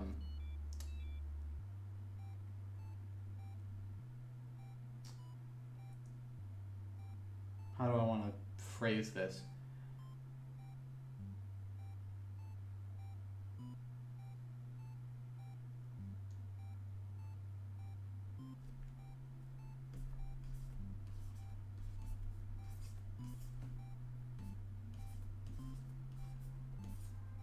Right? At this point, I might have redrawn it enough times that it's starting to get kind of redundant, you might argue, but I think this will be another way to help make the idea totally clear to anyone who doesn't get it. So, hopefully it's clear that each of these is just an equivalent way of representing the same information, right? We could draw these paths, we could write down the sequence of moves, we could color in a sequence of bits. I could take the numbers 1 through 4, I could draw this another way. I could go like 1, 2, right? There's like another version. I could go sets 1, 3, 1, 4, 3, 4, etc. Right? So like totally overkill here. But what is all this adding up to? It's basically saying, in order to find your way through one of these things using one of these types of paths, you are going to be doing the choose function, right? The what do they call it? The binomial coefficient function, the combinations function. We're saying there are 4 options and I need you to choose 2 of them. There's no such thing as the order of the choice, right? You don't choose this one and then that one. Either they're both in the set or they're both not in the set. So like you could circle 1 and 2, and when you're done, you've got the picture with them both circled. It doesn't matter what order you circled them in. You can draw the set, you make the set with a 1 and a 2 in it. It doesn't matter if you said that you wrote this set as 1, 2 or 2, 1. Sets are equal and without order, right? If they contain the same elements. All of these are you sort of getting at the idea that we are looking at a situation where there are 4 slots, 4 things that need to happen, and 2 of them are different than the other 2, and so we need to pick which 2 are going to be the different ones. And that's the only degrees of freedom that we have in this like paths through the tables thing, right? So how do we count these?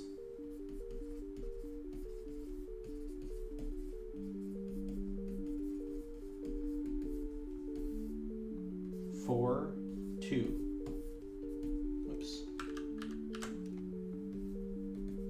4, choose 2. Okay.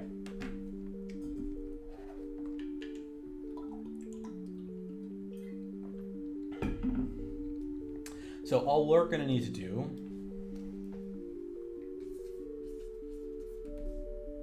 for this problem is to evaluate. Let's take a look. In a 20 by 20 grid, there will be 40 total segments, and 20 of them will be rights. So we will be doing 40 choose 20. Now here's the thing. This is a super useful function, so it'll make sense for us to invest some time in implementing a good, fast way to get the value for choose 20 or any other arbitrary thing we might want to evaluate. And there are a couple different ways you could think about evaluating these things. Sometimes you might need to evaluate multiple of them back to back and add them together. But if you ever needed to do something like that, there are lots of identities you can use so that you don't actually need to evaluate them. For instance, if you evaluate all of the values that are 40, choose 0, 40, choose 1, 40, choose 2, all up to 40, choose 40, and add them together, it turns out that that's like actually not the right way to do it. I can't remember if it's 2 to the 40 or 2 to the 41 or 2 to the 42, something like that is good enough.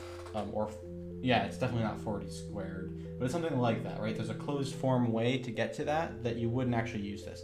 So we really are going to focus on not needing like any of the neighbors here. Like we're in a situation where we don't necessarily need to look at lots and lots of these things. We need to look at just one of them and get to that single one as fast as possible and then be done. Okay. So here's the main problem with evaluating this. Or let me start by defining this, right? So one way to look at this is that n choose m needs a formula, and there's a closed form formula for this in a sense, which is that the formula is n factorial over m, well let me do this way, it's normally done, m factorial n minus m factorial, right? So this is like a closed form way to do it. So factorial,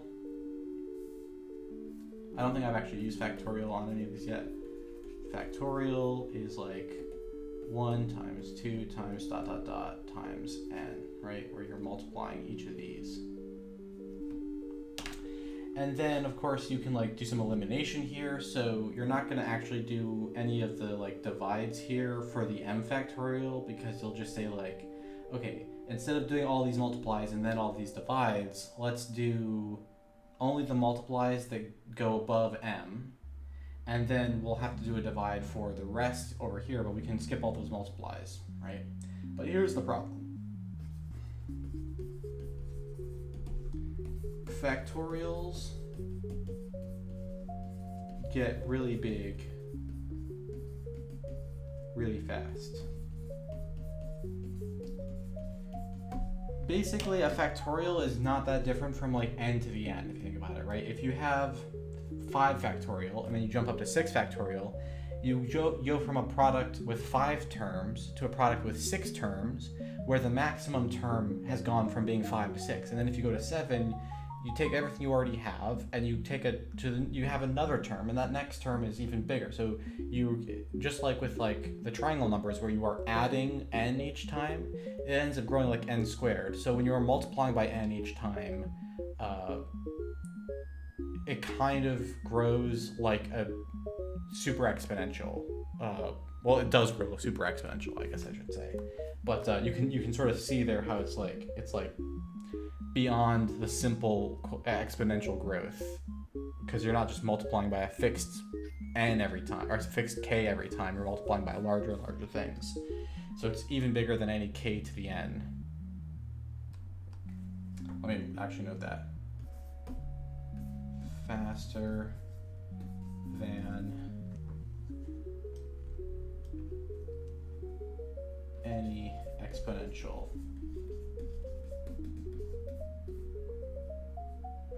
So people talk about exponential growth a lot, and it's like, that's nothing by comparison to factorial growth.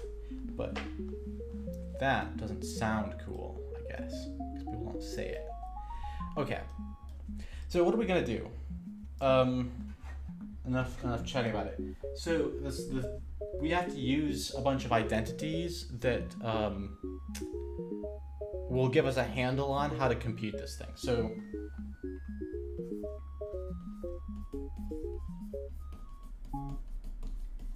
and I suppose I could take the time to prove these for you.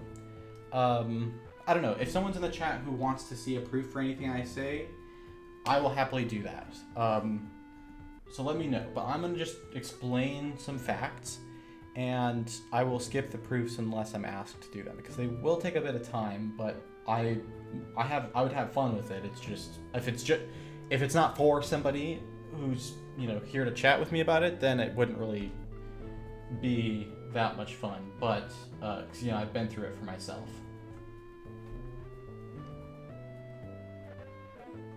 Okay, so what are the identities I'm talking about? Well, first of all, there's Pascal's triangle, right?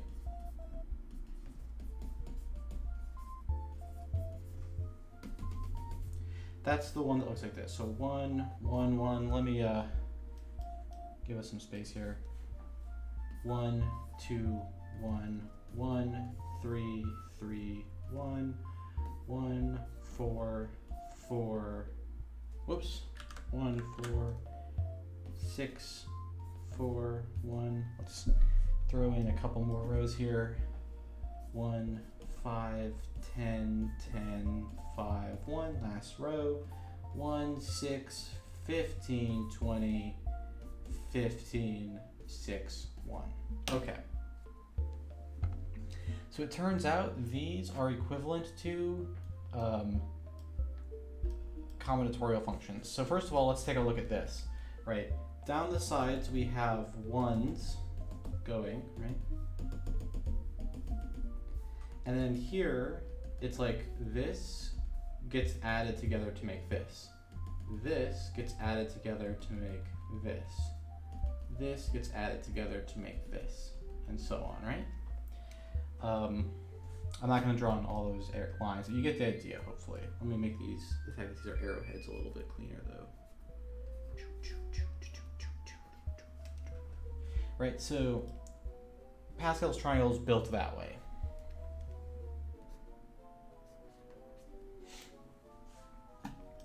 Now, why are we looking at this? Because there's an identity. I'm going to zoom way in here and make a little small note. So this one, we could think of this as 0, choose 0, right? If you have 0 slots, you can't choose. There's only one way to choose any number, like make a set from them, and that's to choose none of them. This one is like 1, choose 0, and this one is like 1, choose 1. So if I only have one slot and I need to choose 0 of them, there's only one thing to do. If I have one slot and I need to choose one of them, there's only one thing to do. Okay. What if I have 2 slots and I need to choose 0 of them? That's what goes in this spot. Over here, we have 2 slots, choose 2 of them. And in the middle, we have 2 slots, choose 1 of them. Right? And we can keep going all the way down. 3 slots, choose 0. 3 slots, choose 1. 3 slots, choose 2.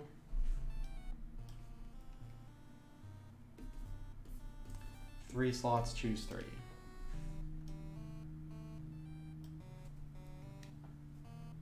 I'll keep going for one more row here. 4 slots, choose 0. 4 slots, choose 1. So, because this is where things get interesting, right? Here, we get to the solution to the example problem that they gave us.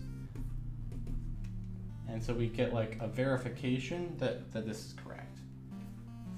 4, choose 4. So here we have the example problem, 4, choose 2. Remember, they gave us a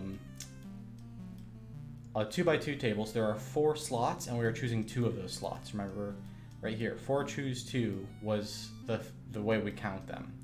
And they said there are exactly 6 routes to the bottom right corner, and there it is, 6.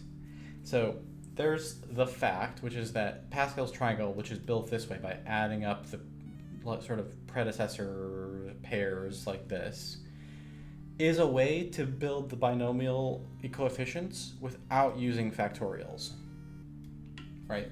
So that's the thing that you could ask for a proof for, which is that we know how to compute this, even though like we don't know how to compute it. Actually, that's the hard part.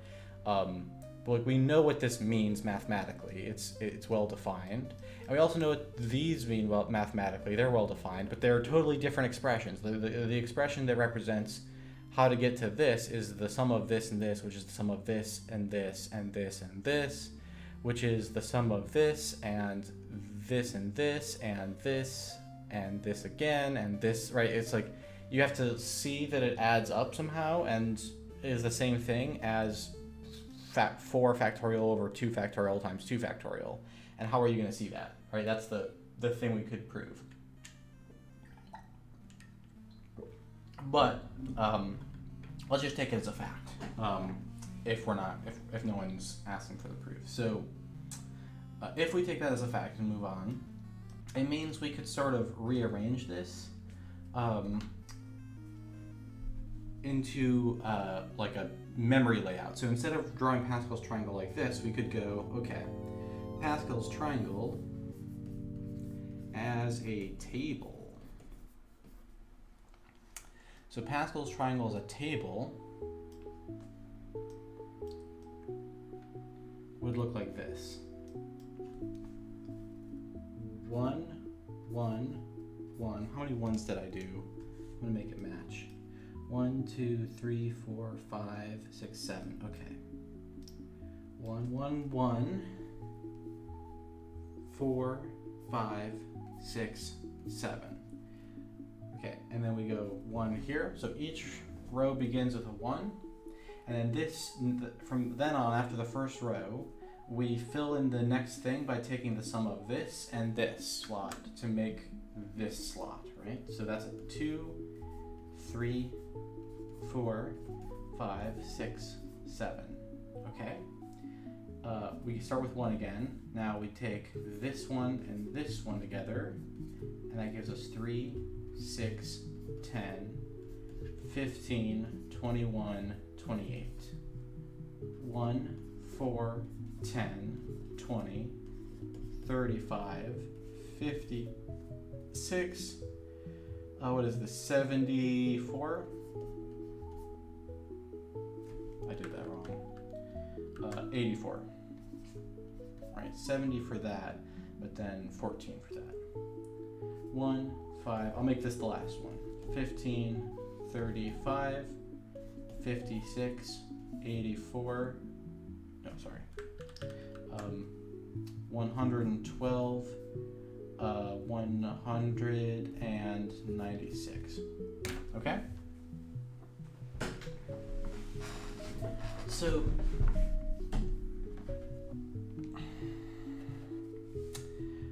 one way we could implement this is to say, like, okay, whatever coordinates we need, like 40, 20, we'll just build a table with that many rows and columns and find the 40, 20 out here, and then we just fill in that table once, right?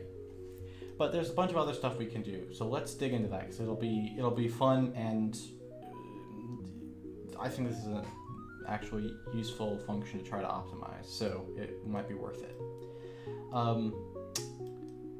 First of all, let's figure out how to map m and n, right? So here, if we're trying to do n choose m, how do we actually decide the rows and columns of the table? And the answer is a little bit difficult. So like the first one here, this is 0, choose n. Then the next two ones, this one and this one, that's where we put the things with n equals 1, or yeah, I should do this. Here we have n equals 0. Here we have n equals 1.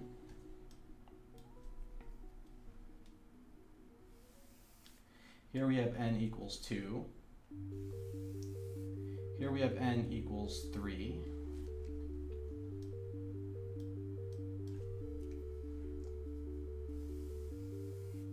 Here we have n equals 4.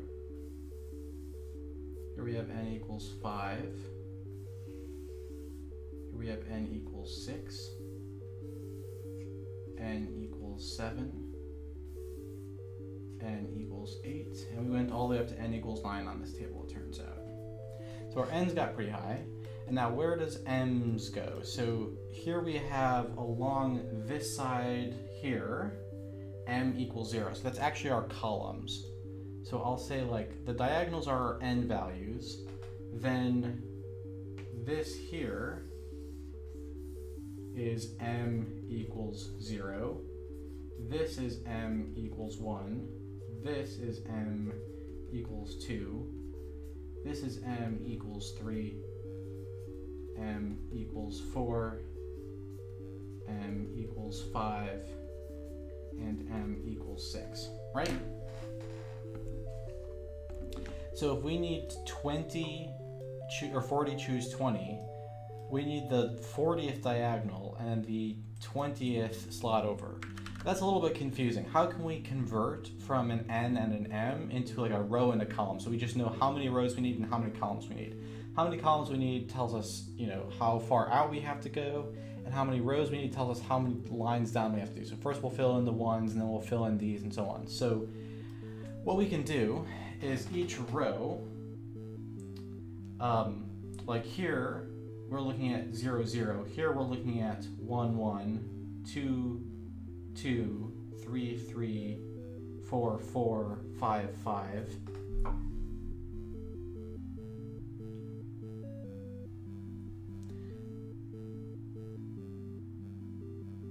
So I'm going to just introduce a new variable, okay?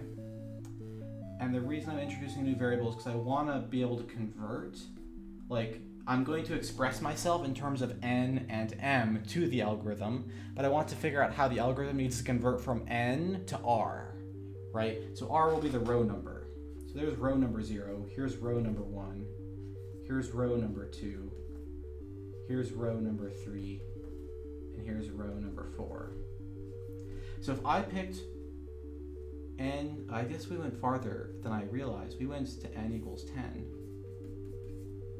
Right? 7, 8, 9, 10. So if we went to n choose 6, or 10 choose 6, we would want to do row 4, column 6.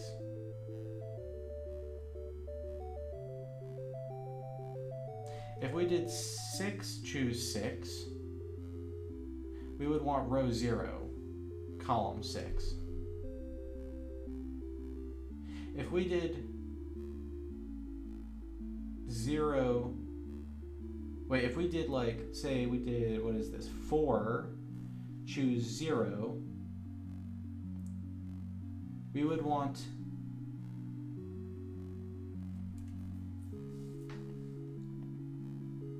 okay, there's something else we can do to simplify. So if you'll notice, this thing is perfectly symmetrical, right?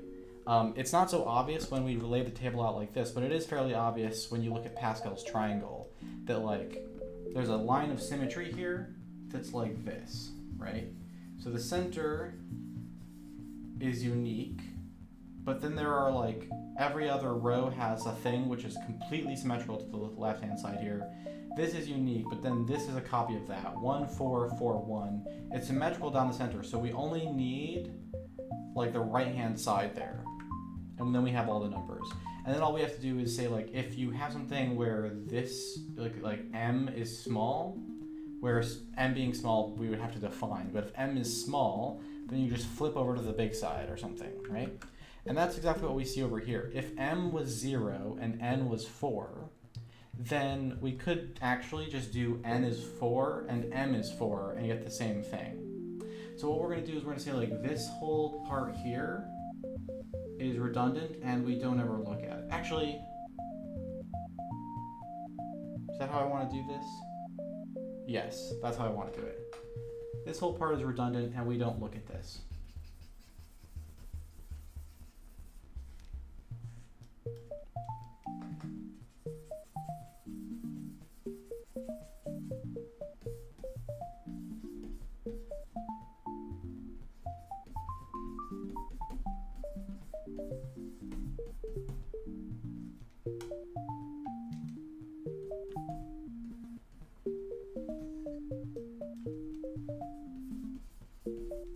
Okay, so if m is small, we convert m to being big.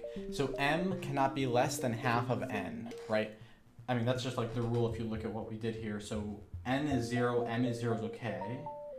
But when n is 1, m has to be 1. If n is 1 and m equals 0, we flip it.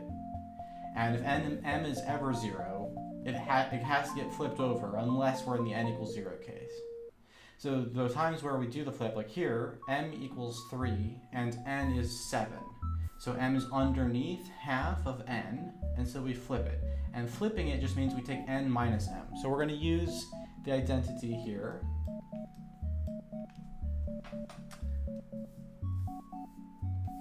N choose m is the same thing as n, choose n minus m. And that's pretty easy to prove.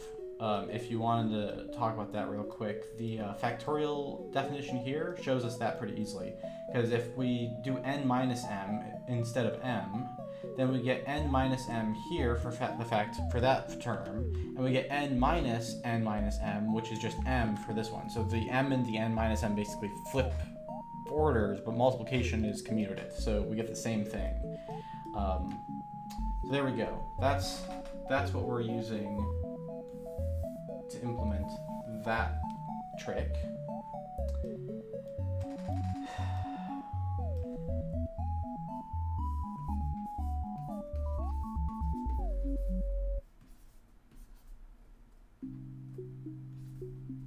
Use that when m is less than n over 2. Okay.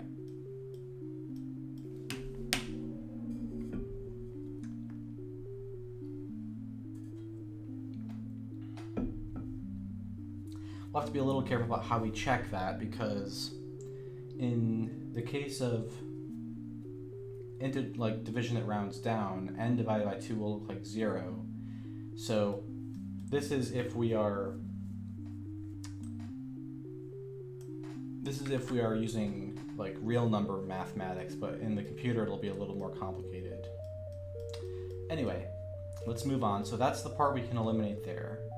And this part will be easy because it's just 2 times the thing above it instead of starting from the 1. We'll just start with 2 times this. 3 times 2, 10 times 2, 35 times.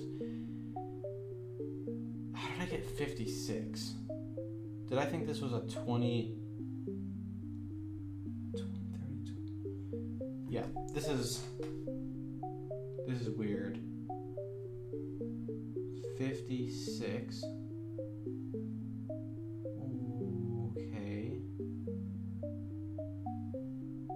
Yeah, I thought that was where the symmetry shows up, but it's not. This should be a 70, and these were wrong. 126, 210. Okay.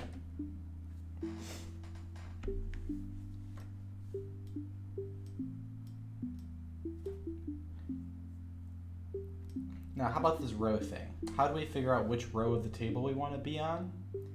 If we know only n and m, and we've already done this trick. So we've done the flipping m to n minus m if m was small. So when n is big, it looks like n 0, 0 goes to 0, 1, 1 goes to 0, 2, 2 goes to 0, 2, 1 goes to 1, 3, 2 goes to 1. I think it's just n minus m. So here's what we have. Here's what we have so far.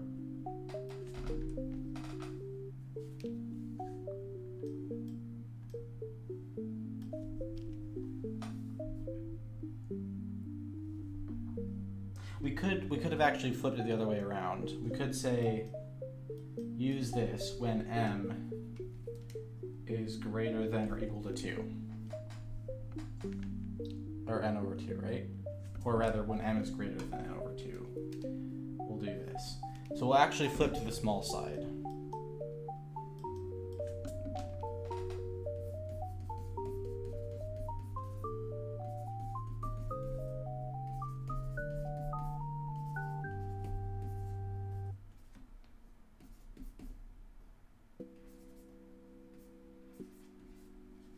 But we still want the table laid out this way so that we can do like a cross instead of lots of,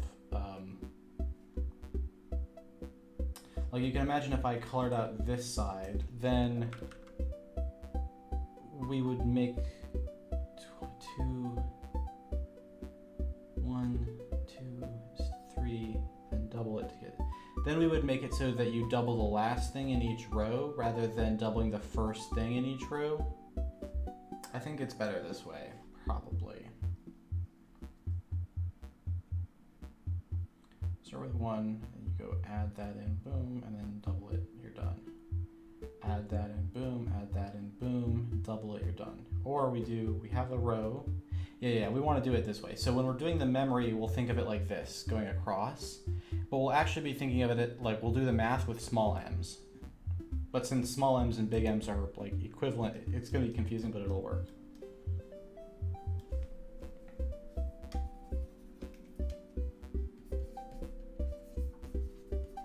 I probably could have done this differently if I had written, this flipped a different way. It probably would make more sense. Like I wouldn't be eliminating the small side, but then using the small numbers. So I apologize for not making it clean, but I'm blanking right now on like how to do it without restarting the whole table and like digging in just for the details of the presentation. So I'm gonna skip that. So we're actually using small m's but long rows. Then what we do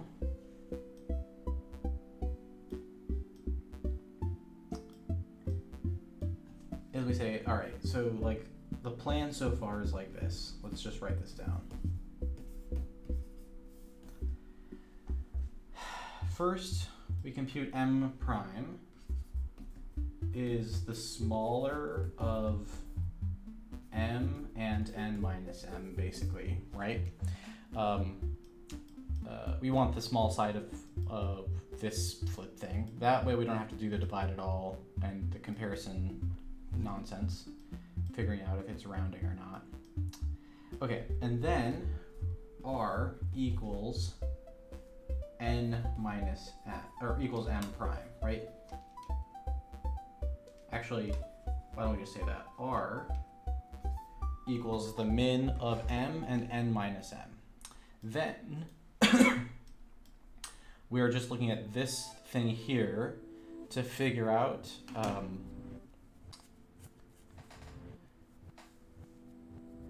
which spot we're going to shoot for. So if we're going for row 4 and n equals 10,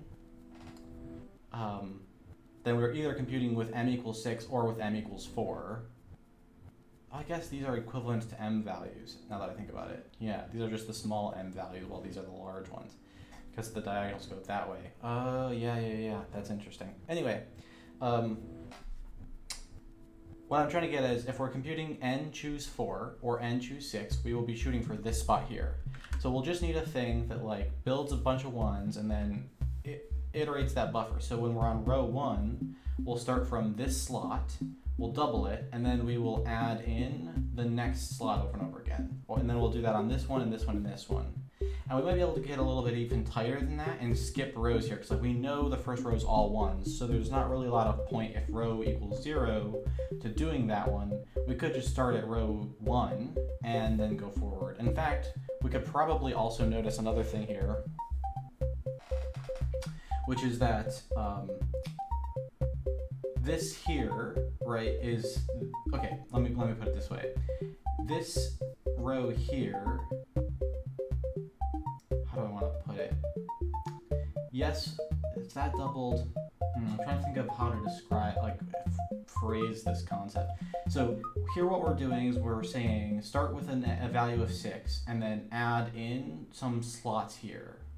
But another thing we could be doing is like not using memory that contains this and compute this and this row on the fly together. And the way we would do that is first we'd go, okay, I have a 2 and I have a 6. Now let's forget how we got to the 2 and the 6 to get started. And then we say like, okay, add 1. That's a little confusing too because we would already be at a 3. But the basic idea here is like once we have the 3 and the 6, then we would go, okay, we see a 1 in the buffer, so add 1 to the first register, and then add the first register to the second register.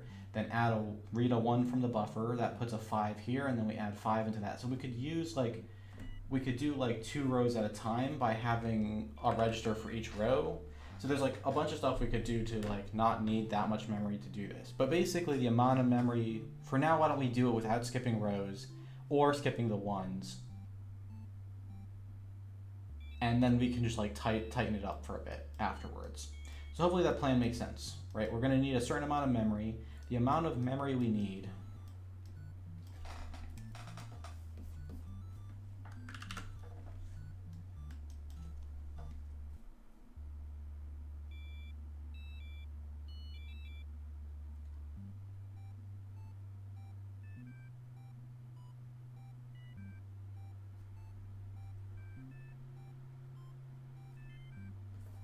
I realize column equals n minus r is something we might want to look at too.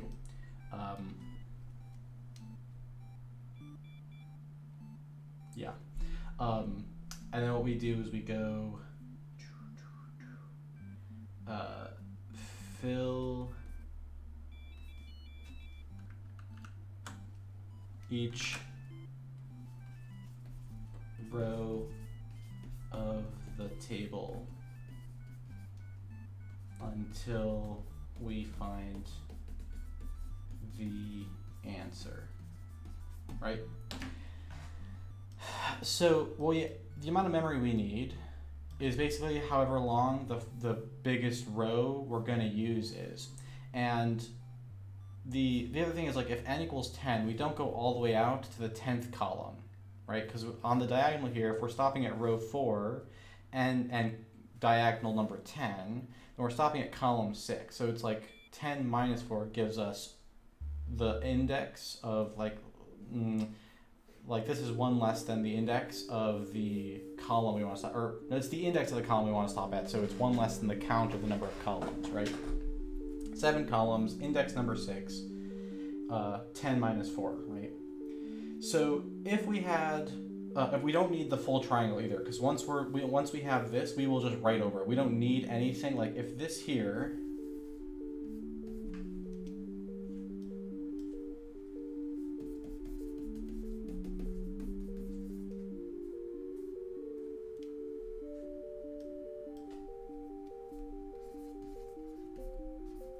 in this case, that is 10 choose 6, or 10 choose 4, right? So that's the thing we want. We can throw away all of these rows as soon as they're not necessary, and they stop being necessary as soon as we compute the next value in that column, right? So when we have 2 plus 1, we can then put it over that one, because we'll never use that one again. We'll use this one to fill in the next one, but like this table is like a single array over time. You could think of it that way, right? So let's implement that and then tighten it up afterwards, maybe by looking at this stuff some more, but hopefully that plan makes sense. So we're going to be implementing, let's see, I'm gonna put this right up here with Fibonacci and triangle numbers and stuff, because it's like sort of that kind of function stuff. I'm going to call this our choose.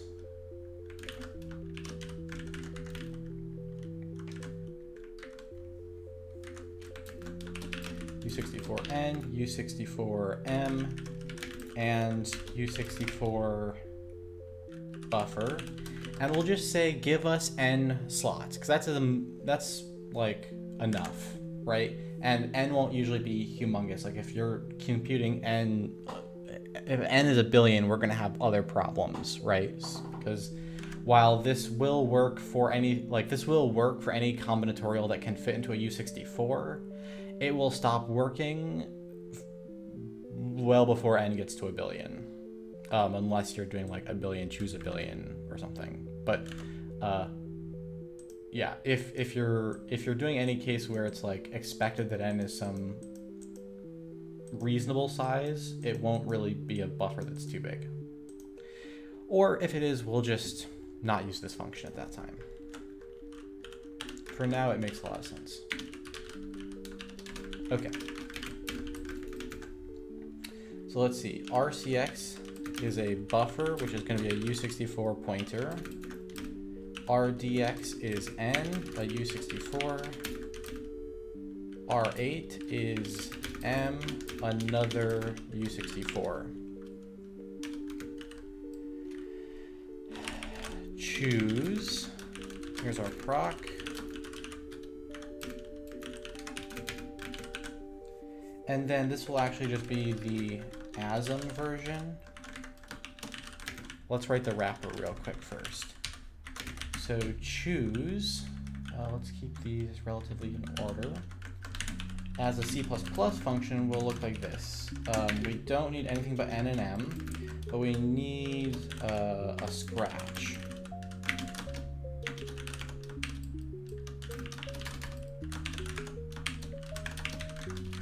And we need to allocate a buffer onto that arena with n slots, and then we will get our result from the assembly version. Buffer nm, and return the result. Okay. So it's a totally temporary buffer, but we have the C++ use the arena to get the buffer, rather than trying to get a buffer from the assembly code. Okay.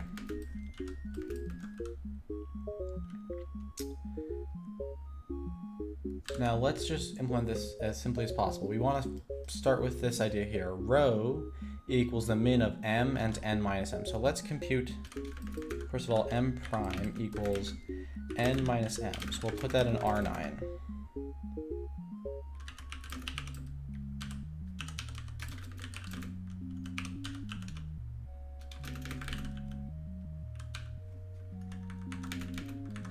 And yet we'll throw in one other thing here, because we'll do a check before we get started. The n, whoops, that's backwards. The m is less than or equal to n.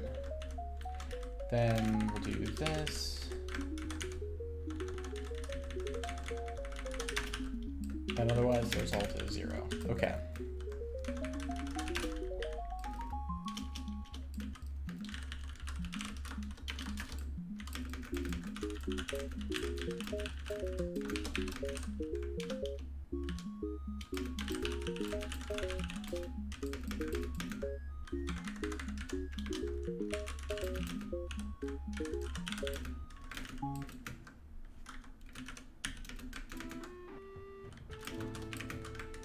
Okay,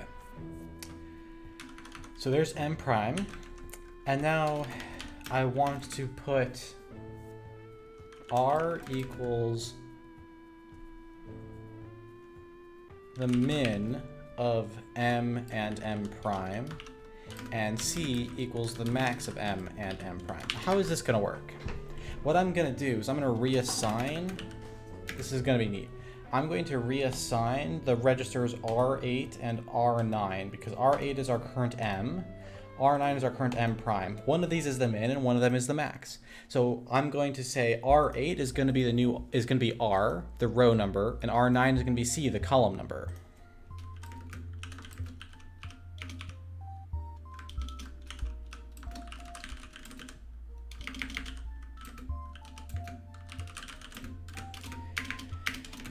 And so what I'll do is I will do a comparison of R8 and R9.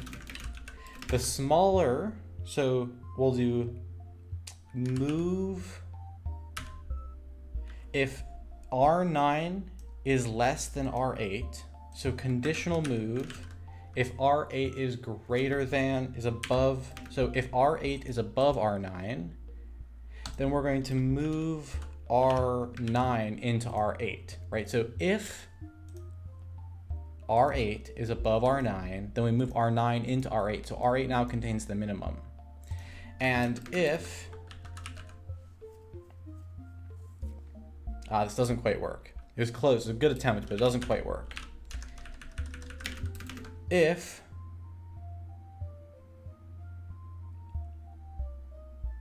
so if R8 is below R9, we move R8 into R9. The problem is we're going to already have possibly modified it. So if they're correct, if the small one is in R8 and the large one's in R9, then here we'll put the small one in, neither of these will do anything, right? So if R8 is already less than R9, nothing happens, nothing happens. But the other way around isn't true. If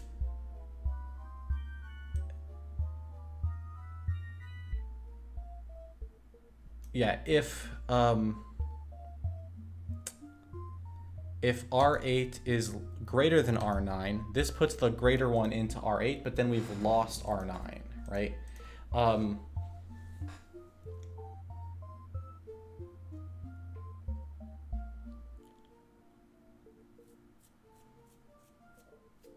So I think the easy way to do this will be this. Let's put n back into R9 and do a subtract.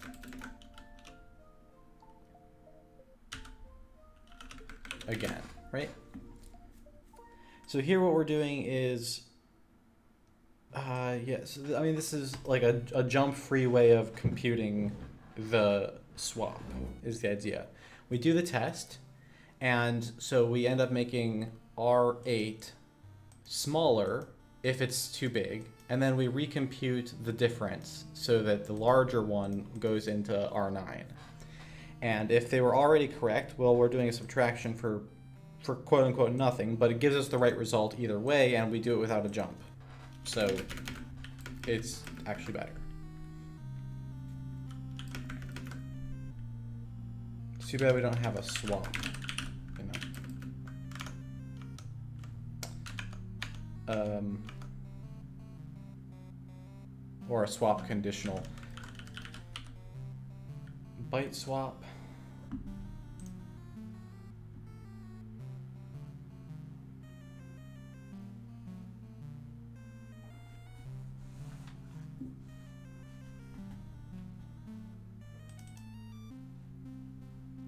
Byte swap. Just curious here. Swap.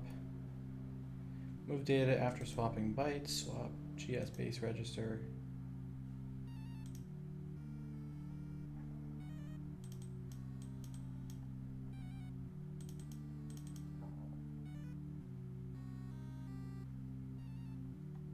Gotcha. Okay, so nothing of that sort exists. Didn't think so. Okay.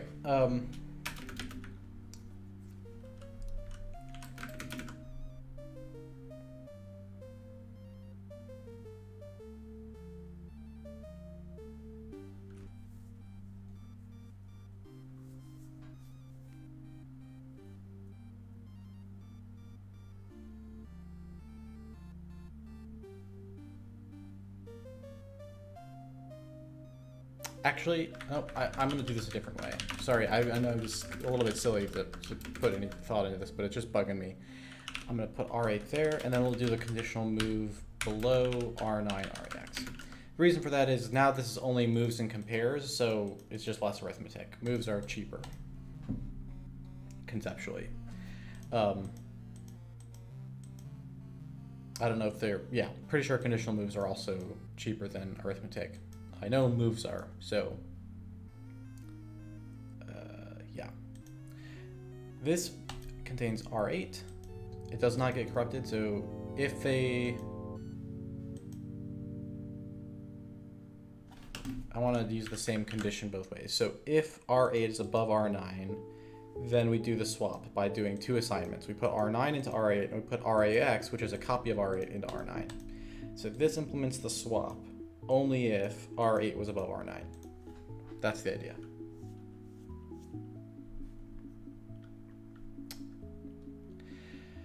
Okay, now onto the real stuff. So we have that part. I can tell I'm getting tired because I nitpick things like that more often when I'm tired. It doesn't make that big of a difference, but I for some reason wanted to like fiddle with the details of how that's getting done. Okay, fill each row of the table until we find the answer. Right, so what we're gonna do is we're going to start by just saying, okay, we know what row we wanna go to, we know what column we wanna go to. So let's make a counter. So we're gonna have row equals 0. We'll make,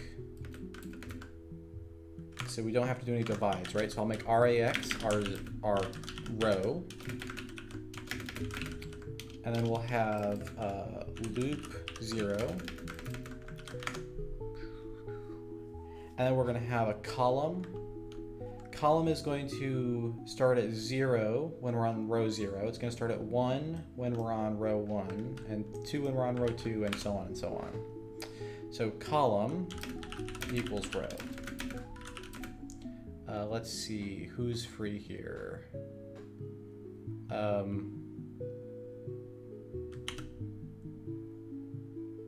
R10 is free. So we got our column.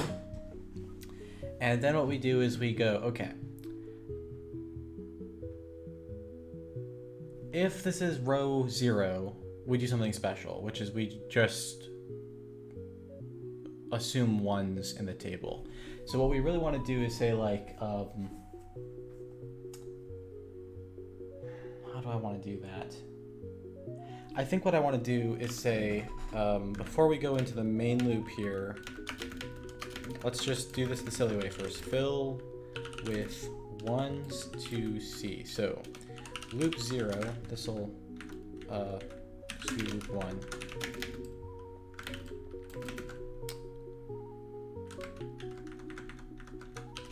I equals 0.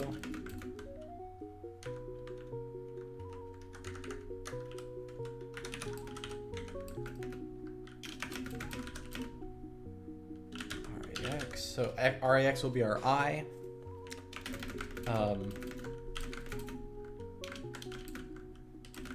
If I is greater than C, or if I is less than or equal to C, go to loop 0. That's how we'll do it.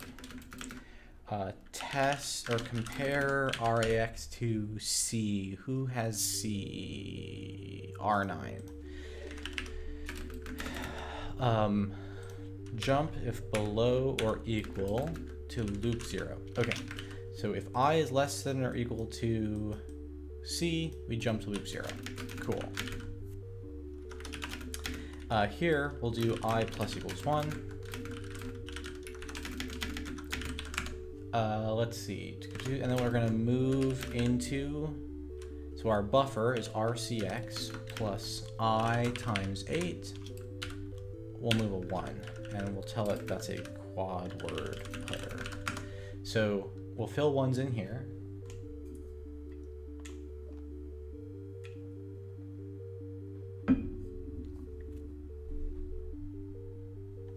And then maybe later we'll implement this without having to do that. But that's our fill with ones loop.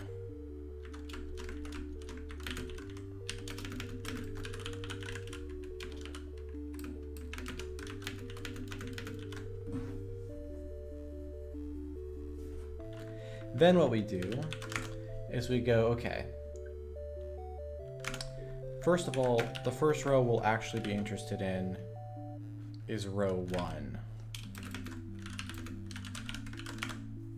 So row 0 is just all ones. So with row 1, what we do from then on is we go, okay, starting from row 1, starting from column equals the row we're on,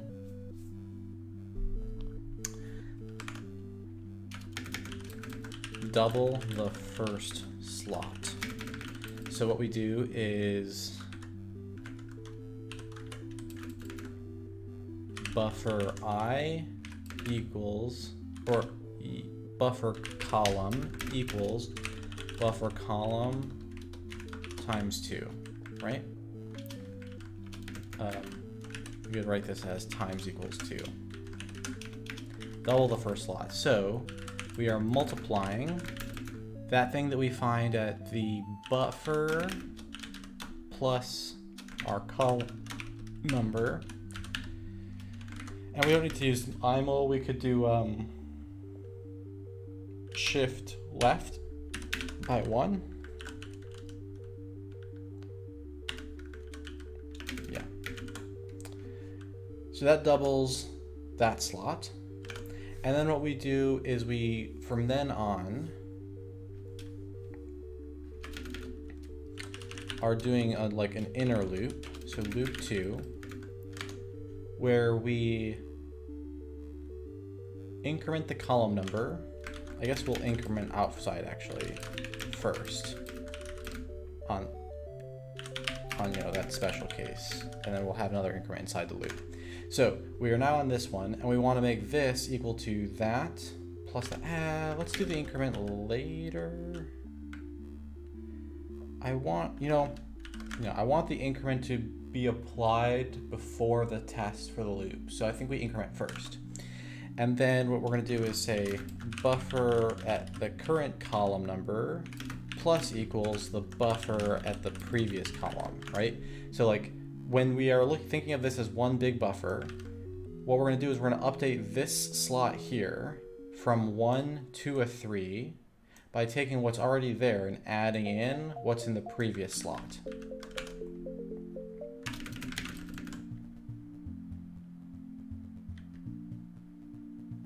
So this is just an add.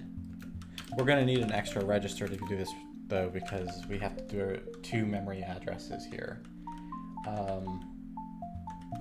So who's free? Is R11 free? R11 looks free. Yeah, okay. So we're moving to R11. The thing we get from reading that. So that's RCX plus R10 times 8 minus 8. Does that work?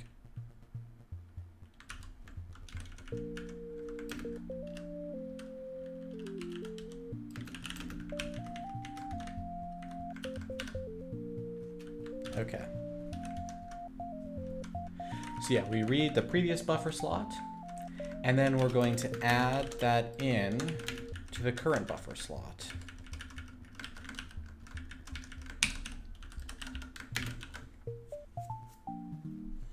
Read that slot, add it to that slot. Done. And then we increment again.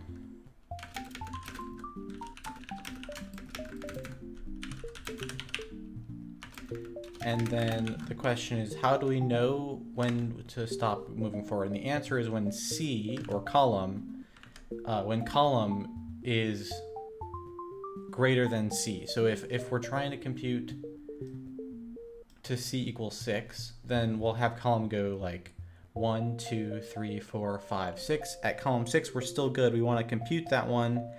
And so when column becomes 7, we stop. So what we'll do is we'll test that right here, because it could be that this is the last thing we need to do. We could be trying to compute one of these, in which case that special case will be the last thing we do. So we'll do the test right here. If column is greater than C, go to loop 2 done. Compare column, which is R10, with C, which is in R9. Jump if that is above to loop 2 done. And then here, we'll just go to loop 2. Actually, we could implement it like this and save an extra step. Okay, cool.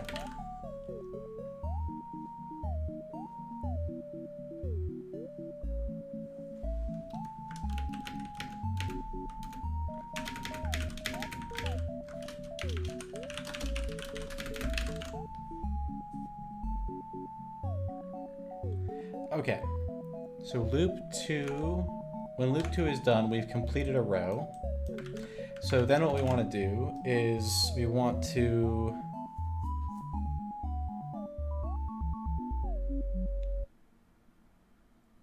increment the row, right?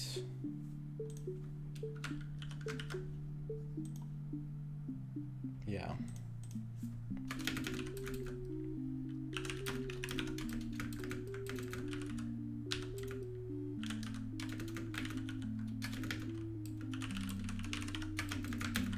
Okay, so the only thing we don't have with loop 1 is the exit condition, right? So when does loop 1 finish? Well, the column, we just go to the column that we need to go to every time. And then we keep exiting at the same column, like, number each time. And that's correct. With the row increments more slowly, and we stop going forward when row is greater than, yeah, so that test we can do right here. We will have to watch out for up here it being weird, so we'll look at that in a minute. The initialization case.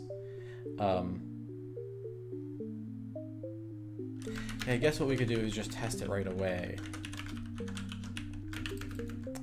If row is greater than R, go to loop 1 done. Compare row, which is in RAX, to R, which is in R8. Jump if that's above to loop 1 done.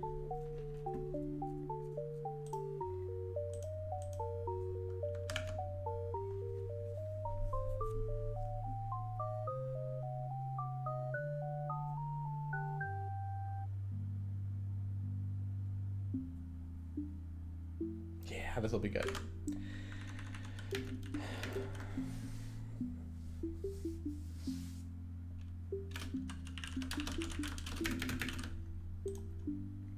Okay, so how do we wrap this thing up?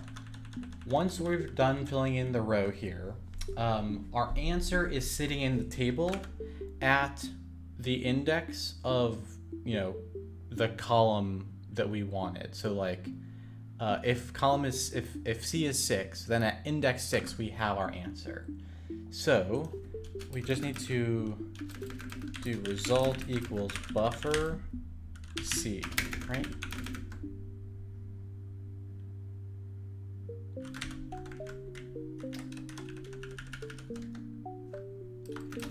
I guess this should be n plus 1, I just realized, because we're using the column number. The number of columns is the final index, so it's actually one more than that, if you want to be safe. This is over allocated anyway, so it probably doesn't matter, but for now I don't want to have to think about it. So I fill RAX with the thing at the buffer. Let's see, the buffer plus C, which is R9 times 8.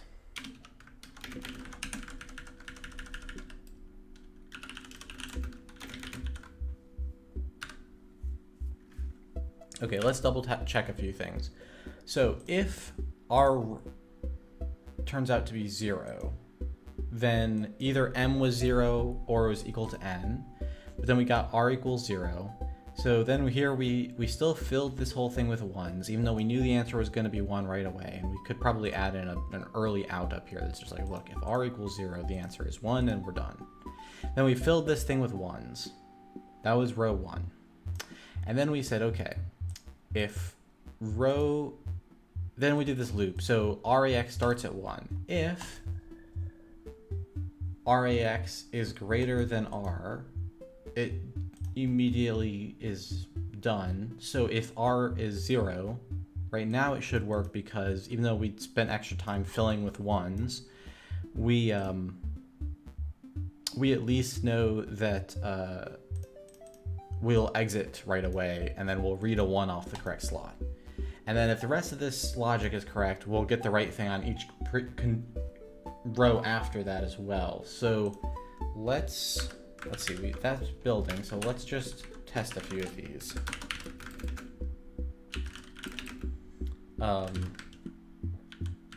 Choose. Let's start with something we know. 4 choose 2. We know that should be a 6.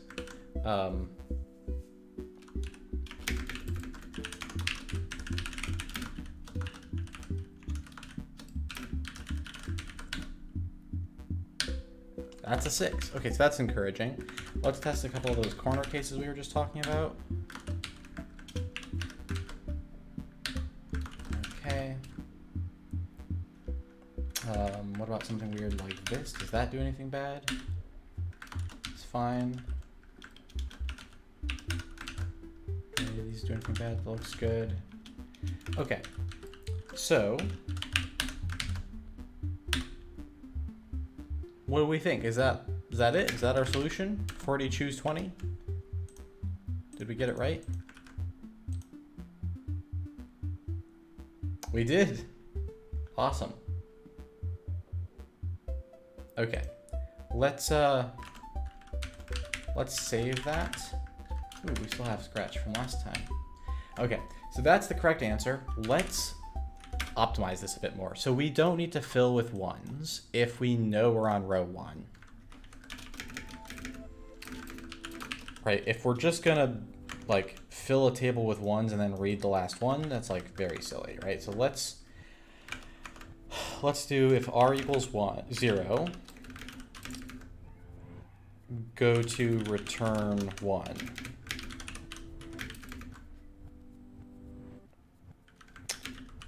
Let's see. See, here we go. Here are the early outs after we've got R computed.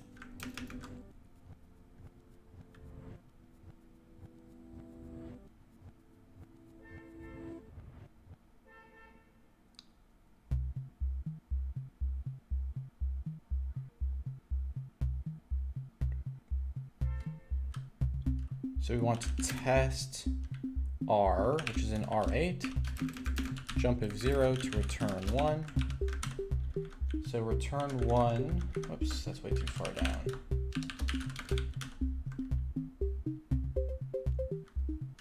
Yeah, let's just have some other returns here. So return 1. We're also going to want to return, so if we look here, there's this one, which also looks super redundant. We could skip, right? Here, we return exactly whatever n equals. So return n. N is living in RDX. So if R equals 1, go to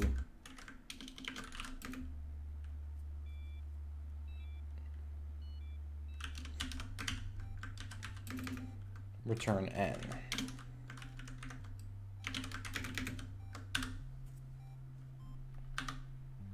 Yep, that's not, I mean, that hasn't changed any of the paths that we were looking at. But we go farther. Okay, so if filling with ones is silly because we already know what values are going to be there when we're using r equals 0, it's always silly, even when we're using r greater than 0, because filling with ones is like too regular. It's too, that doesn't set up anything that we didn't already know how to do easily, because like all it lets us do is compute this, which we also know how to easily compute in a loop, right? So if r equals 0 and r equals 1 are already covered by special cases, can we make it so that we compute r equals 2 directly? And I think the answer is yes. So let's try that. Let's try to compute r equals 2 from scratch. And what we'll do is we'll say I equals, if we've got r equals 0 or 1, we've already skipped ahead. So r equals 2 can be assumed now, r equals 2 or more. So we're going to set I equal to 2. We're on this slot. And we're going to set c equal to, no, we already used the variable c, k equal to 6. So who's free? At this point, I think R11 is free.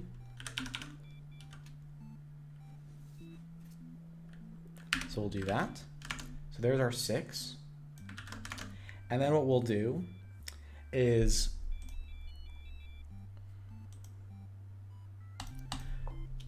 buffer I equals k now. So we put R11 there.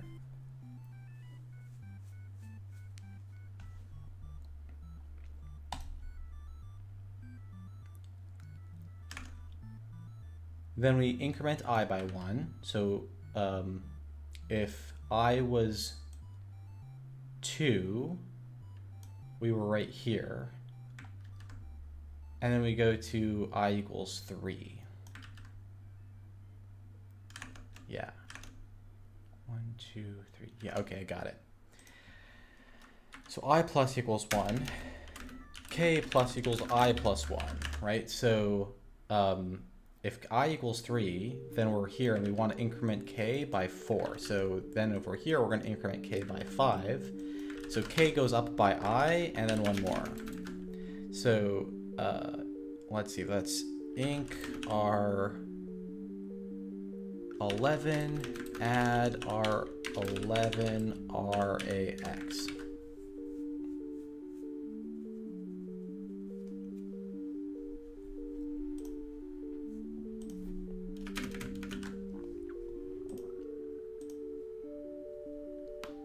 Okay. We could do that after the conditional is checked. Why don't we do that? I'm not sure that that actually makes any difference because, like, you know, branch prediction, if this is a missed branch, the branch predictor is going to go like, whether or not this work matters is not affected by whether or not we put it before or after this branch, right? Either way, if this is a leave the loop situation, this won't matter, and the work it does to do it would be wasted anyway. So like where we put this relative to this might just be irrelevant in this sort of case. I don't know. That's a good thing I could ask about. Okay.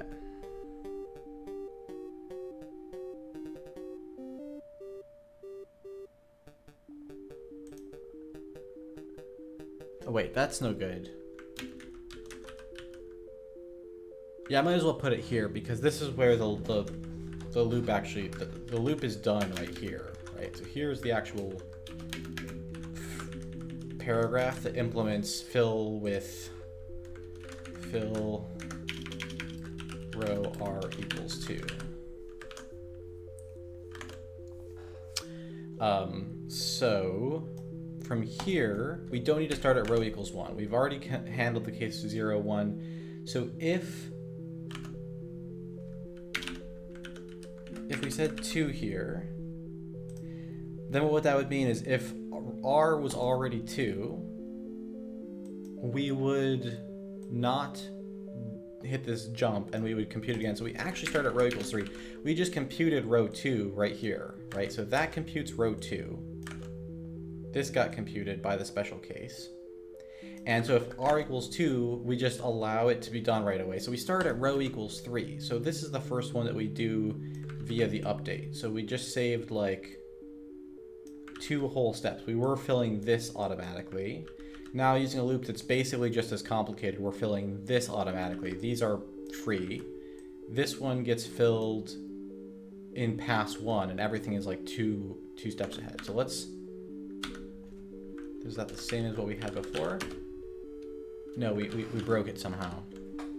So let's simplify the question. What happens if I do 1, choose 0? I get a 1, right. What happens if I do 10, choose 10? I get a 1, good. What happens if I do 4, choose, let's see, something that would put me on row 2. Yeah, 4, choose 2 is the first one. I get an 11.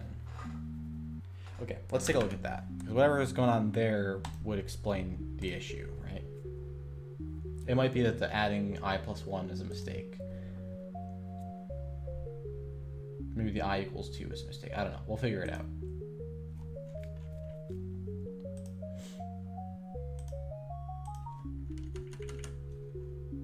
Okay, where is our choose function?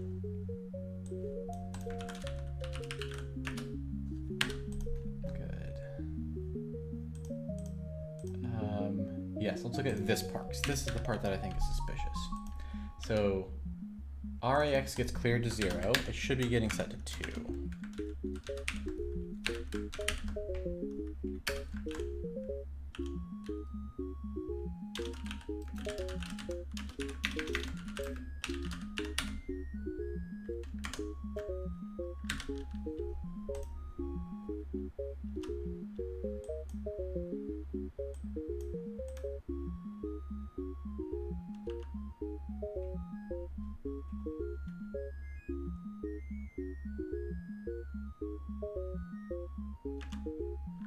I guess we could just start by going, does that fix the bug? There's a 6, 40, 20. Scratch, there's the new value. It's a match, okay. So we're back to no bugs. So that's a good improvement. Now what I want to do is I want to think about, can we actually do even better?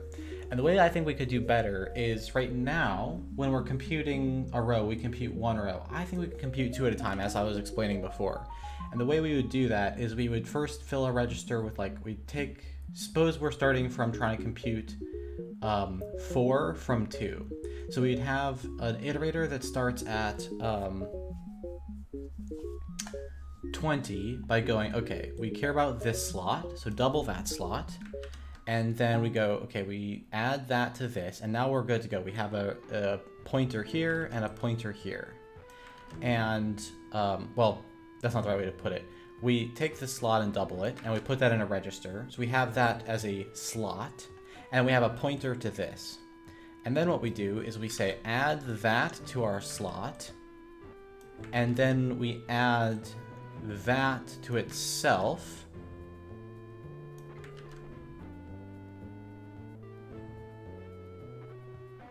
Hold on, then what happens? We increment the pointer.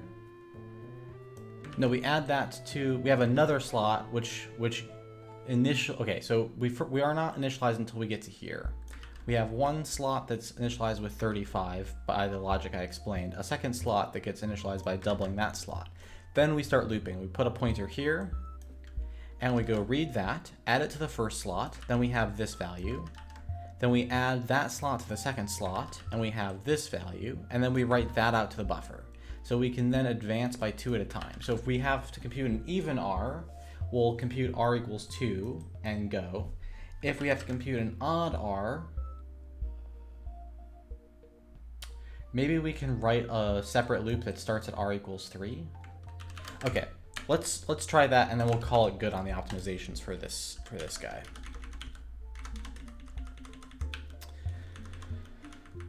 So let's see.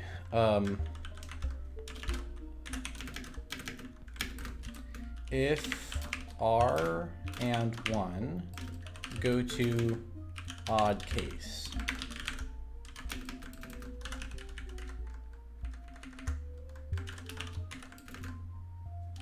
test r8 jump if that is not 0 to r odd case. Okay. So what we have here will work for even cases if we do a couple things. So r is even, which means we can now safely do rho plus equals 2. We'll add 2 to rax instead of 1. And let's update that. So here we're doing the logic for loop 1.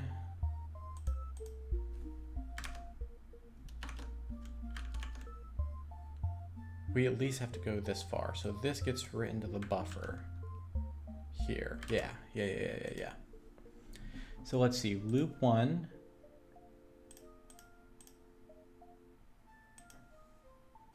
Okay, so what we want to do is we start by looking at this slot here. We're going to put that into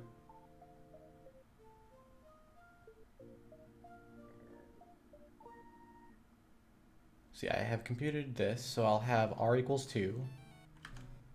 No, I'll have r equals 4 initially. Okay. So I'll have my row guy looking at this slot already. And what I'll do is I'll go back by 2 slots in the array, in the buffer, and I'll read what's there. So we're going to do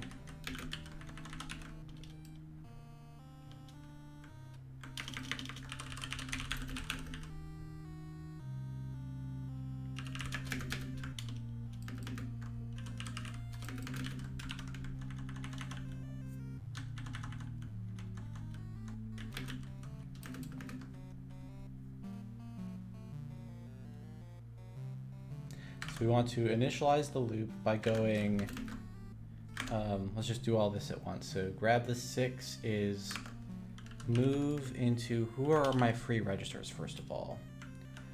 R9 is being used, R8 is being used, RAX is my row, RAX is RCX, RDX, R8, R9, R10. So I'm kind of using, okay, here I'm not using R11, so we can use R11, but then we're out. I think we're going to have to use up 1 slot of stack to make this as fast as possible.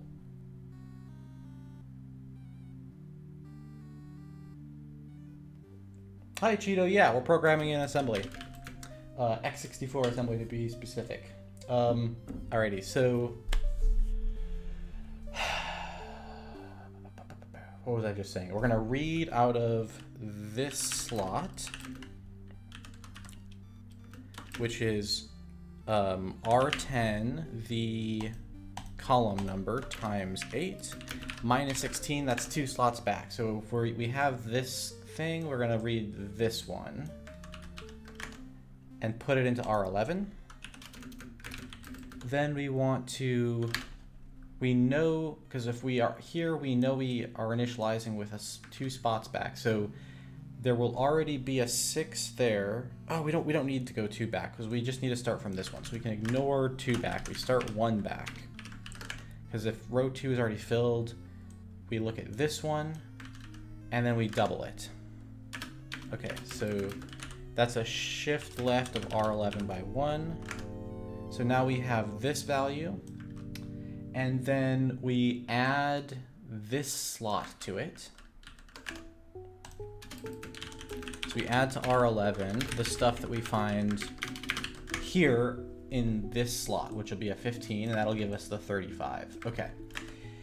And then we want another free register that we don't have. So what we're going to do is say, like, let's look and see, one of these has got to be not that useful to us right now. So let's see, how often do we reference R8?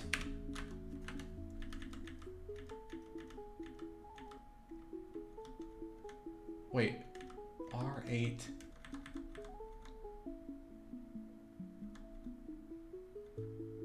No, how often do we reference RDX, the n value? We only, okay, RDX is actually free, so we're good to go. RDX was done being used after this jump was tested. So RDX is free. We grab, we put, what are we computing again? RDX needs to be this. So RDX gets R11, the first slot, and then we double that slot again. Okay, so now we've initialized the loop. R11 is our minor slot, RDX is our major slot, and then we set buffer column equal to major slot. Okay. So this memory gets overwritten, and there we go. The loop is now initialized, and then we increment the column. So we were here, and we updated it to 70. Now we increment the column. We're on 21, and then what we want to do is add 21 into the minor slot. Well, first of all, we check if we're done. Right. Okay, that'll still happen. Then what we'll do is minor slot plus equals buffer column. So minor slot is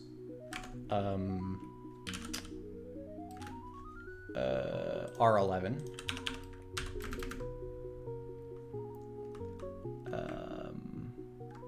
We want this memory here.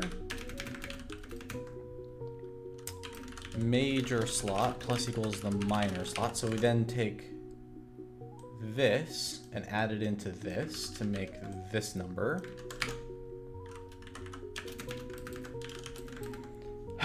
So that's RDX, gets an R11 added into it, and then we have that computed. So now we tell it to write that amount back out to the buffer. So buffer at this position gets set to the major slot value. So we move into this position, the major slot value. Okay. And then we go back up and increment our column number again, test, and eventually we're done, right?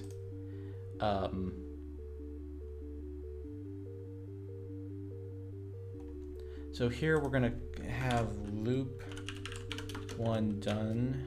Oops, loop 1 done. So loop 1 done. Instead of that, we can do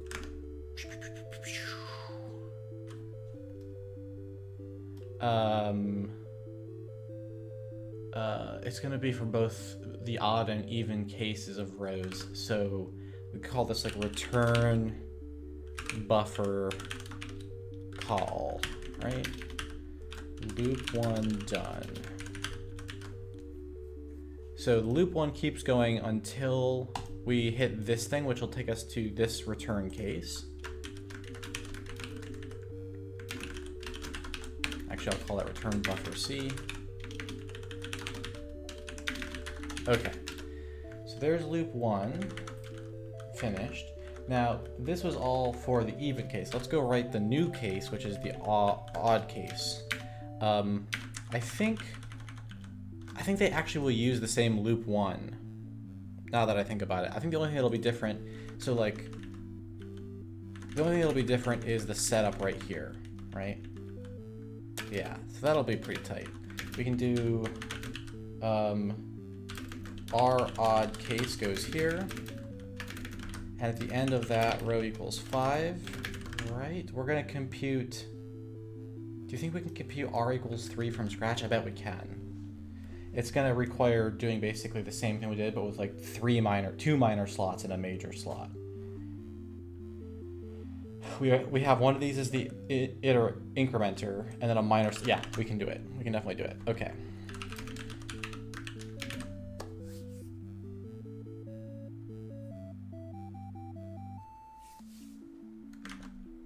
So this will mean we want to go to loop 1 here at the end of the even case.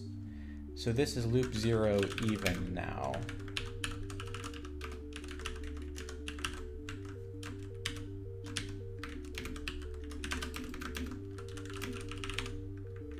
And let's call this loop, no, we need a separate label because we need to set up k still. So this is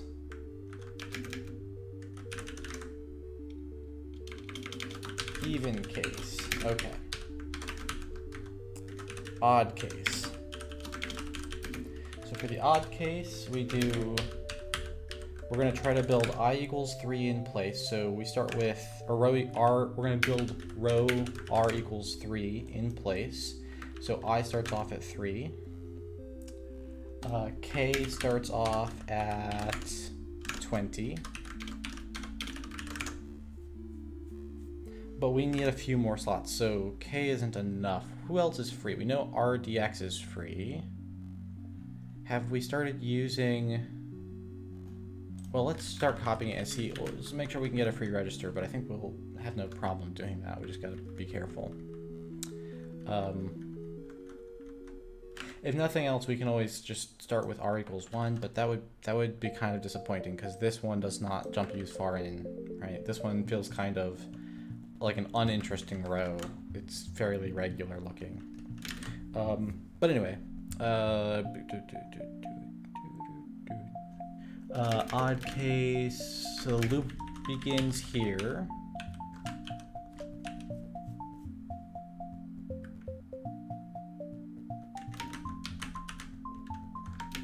We don't need the jump at the end, okay. And then this part here is loop odd. So we move into this slot. So K is like our major slot, right? And we're putting 20 into that. We're incrementing I by 1. So I was 3. It becomes 4. And then what the original loop did was it would add 5, but that's not enough. We need to have a minor slot at 10. Can we find one more? Yes, we can. So we're gonna have, if K is being used, we'll just call minor slot equals 10. RDX is 10. So there's minor slot. So I is our sub minor slot. Minor slot is RDX. K is our major slot. We write the major slot out here. We increment I. We increment minor slot. Like this. So that's RDX. So RDX was 10, it becomes 15. And then major slot was 20 in the first step. So K plus equals minor slot. So we add into R11 from RDX, right? So that takes us from 20 to 35 when we have a 15 in the minor slot. And then we go. So that should give us row 3 for free, or row 3 in one pass. And then we set row to 5, and if we only needed to compute row 3, the conditional will check us right away. So did we break the result? No, that's still correct. Okay, so let's test this a little bit thoroughly. So remember we were talking about identities earlier, and we sort of started sketching this out, but I never actually said what the what identity this gives us. So let me write that down real quick, because that'll give us a really easy way to test this, which is that identity was telling us, let me get the details right here. So like 3, 2 is 2, 2 and 2, 1. 3, 1 is 2, 1 and 2, 0 together, right? 3, 3 doesn't follow that rule, and 3, 0 doesn't follow that rule because they are the ends. So there's nothing here or here, but when this is when this m part is between 0 and n, when it's not equal on one of the endpoints, then this is the sum of those two, right? So to write that down in sort of mathy notation now, when 0 is less than m is less than n, we have n choose m is equal to n minus 1 choose m plus n minus 1 choose m minus 1, right?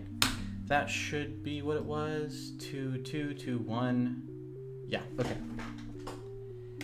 So let's just go and run a bunch of tests for that real quick, and then I will be convinced, because if those are all holding for the interior cases, we know, because we special cased it, that these will all turn out to be 1s pretty much for certain. So if these are also all following the additive identity, then the whole function probably works, right? That's kind of the idea here. So let's test with I going from, let's see, so this will actually be our n variable, and it's going to start with n equals, I guess it doesn't become interesting until 2, and we'll go up until 40, and then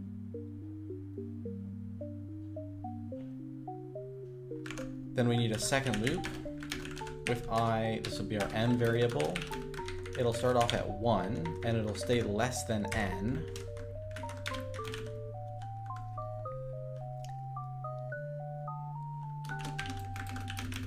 And we're going to be computing the same value like over and over again here, which is going to seem sort of silly because it means we're filling a buffer and not, we specifically did not implement this in such a way that if you were computing similar things over and over again, it would do a good job. It only really makes sense if you're computing a one-off. So the tests looks kind of silly, but tests often do, because you're using the code in a way that's slightly different from how you optimized it. So it's not that surprising.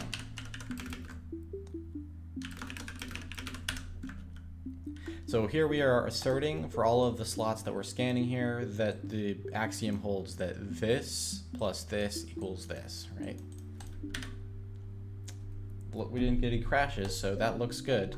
So I think that might do it for tonight. We got a pretty good choose function.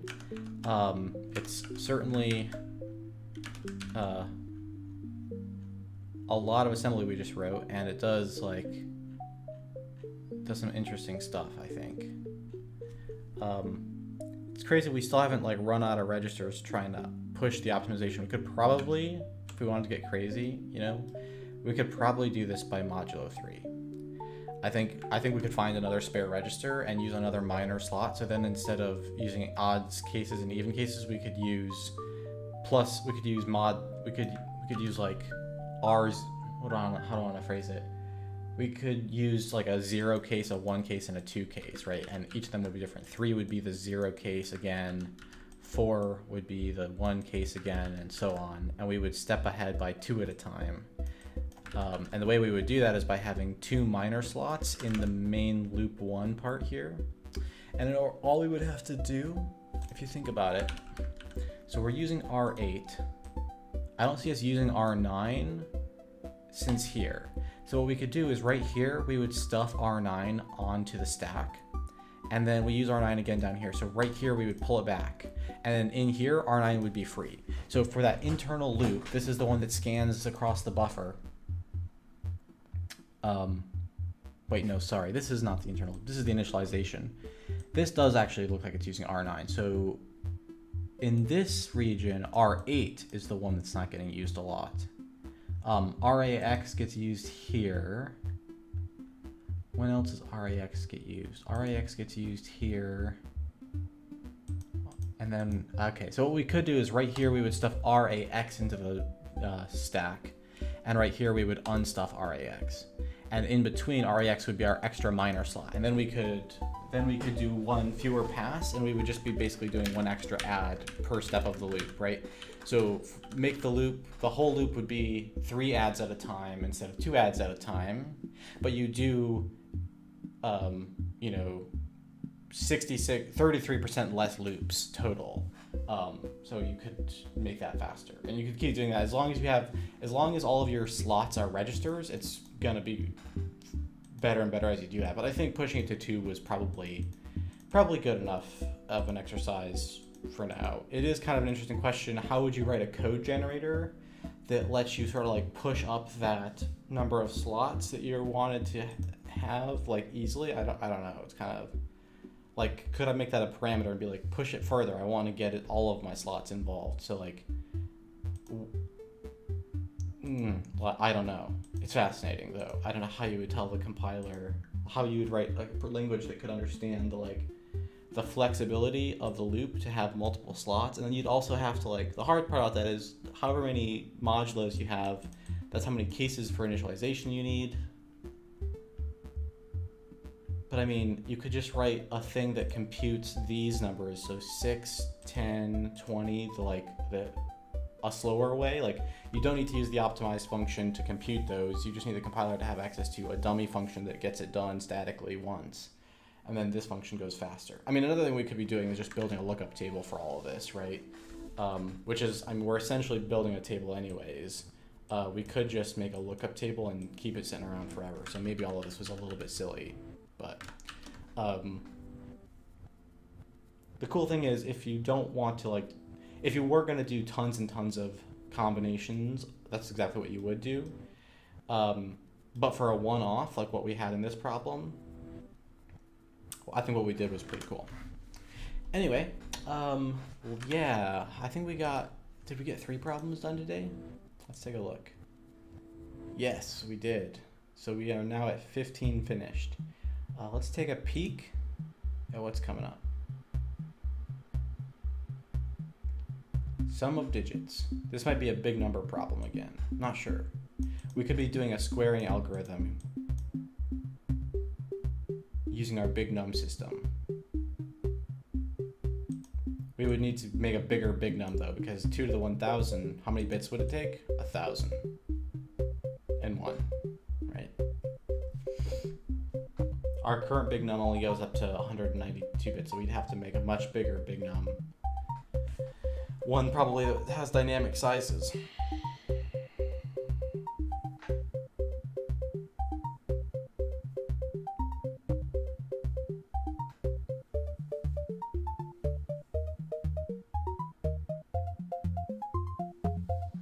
I wonder if there's a smarter way to do that problem.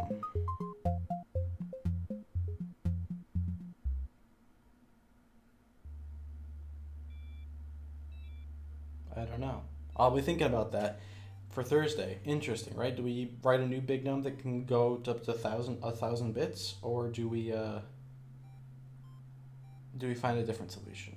I don't know. I'm kind of too tired to get my brain started on that one. So that's where I'll wrap it up for the night. Thanks everyone for coming and hanging out, and I'll see you guys back here on Thursday.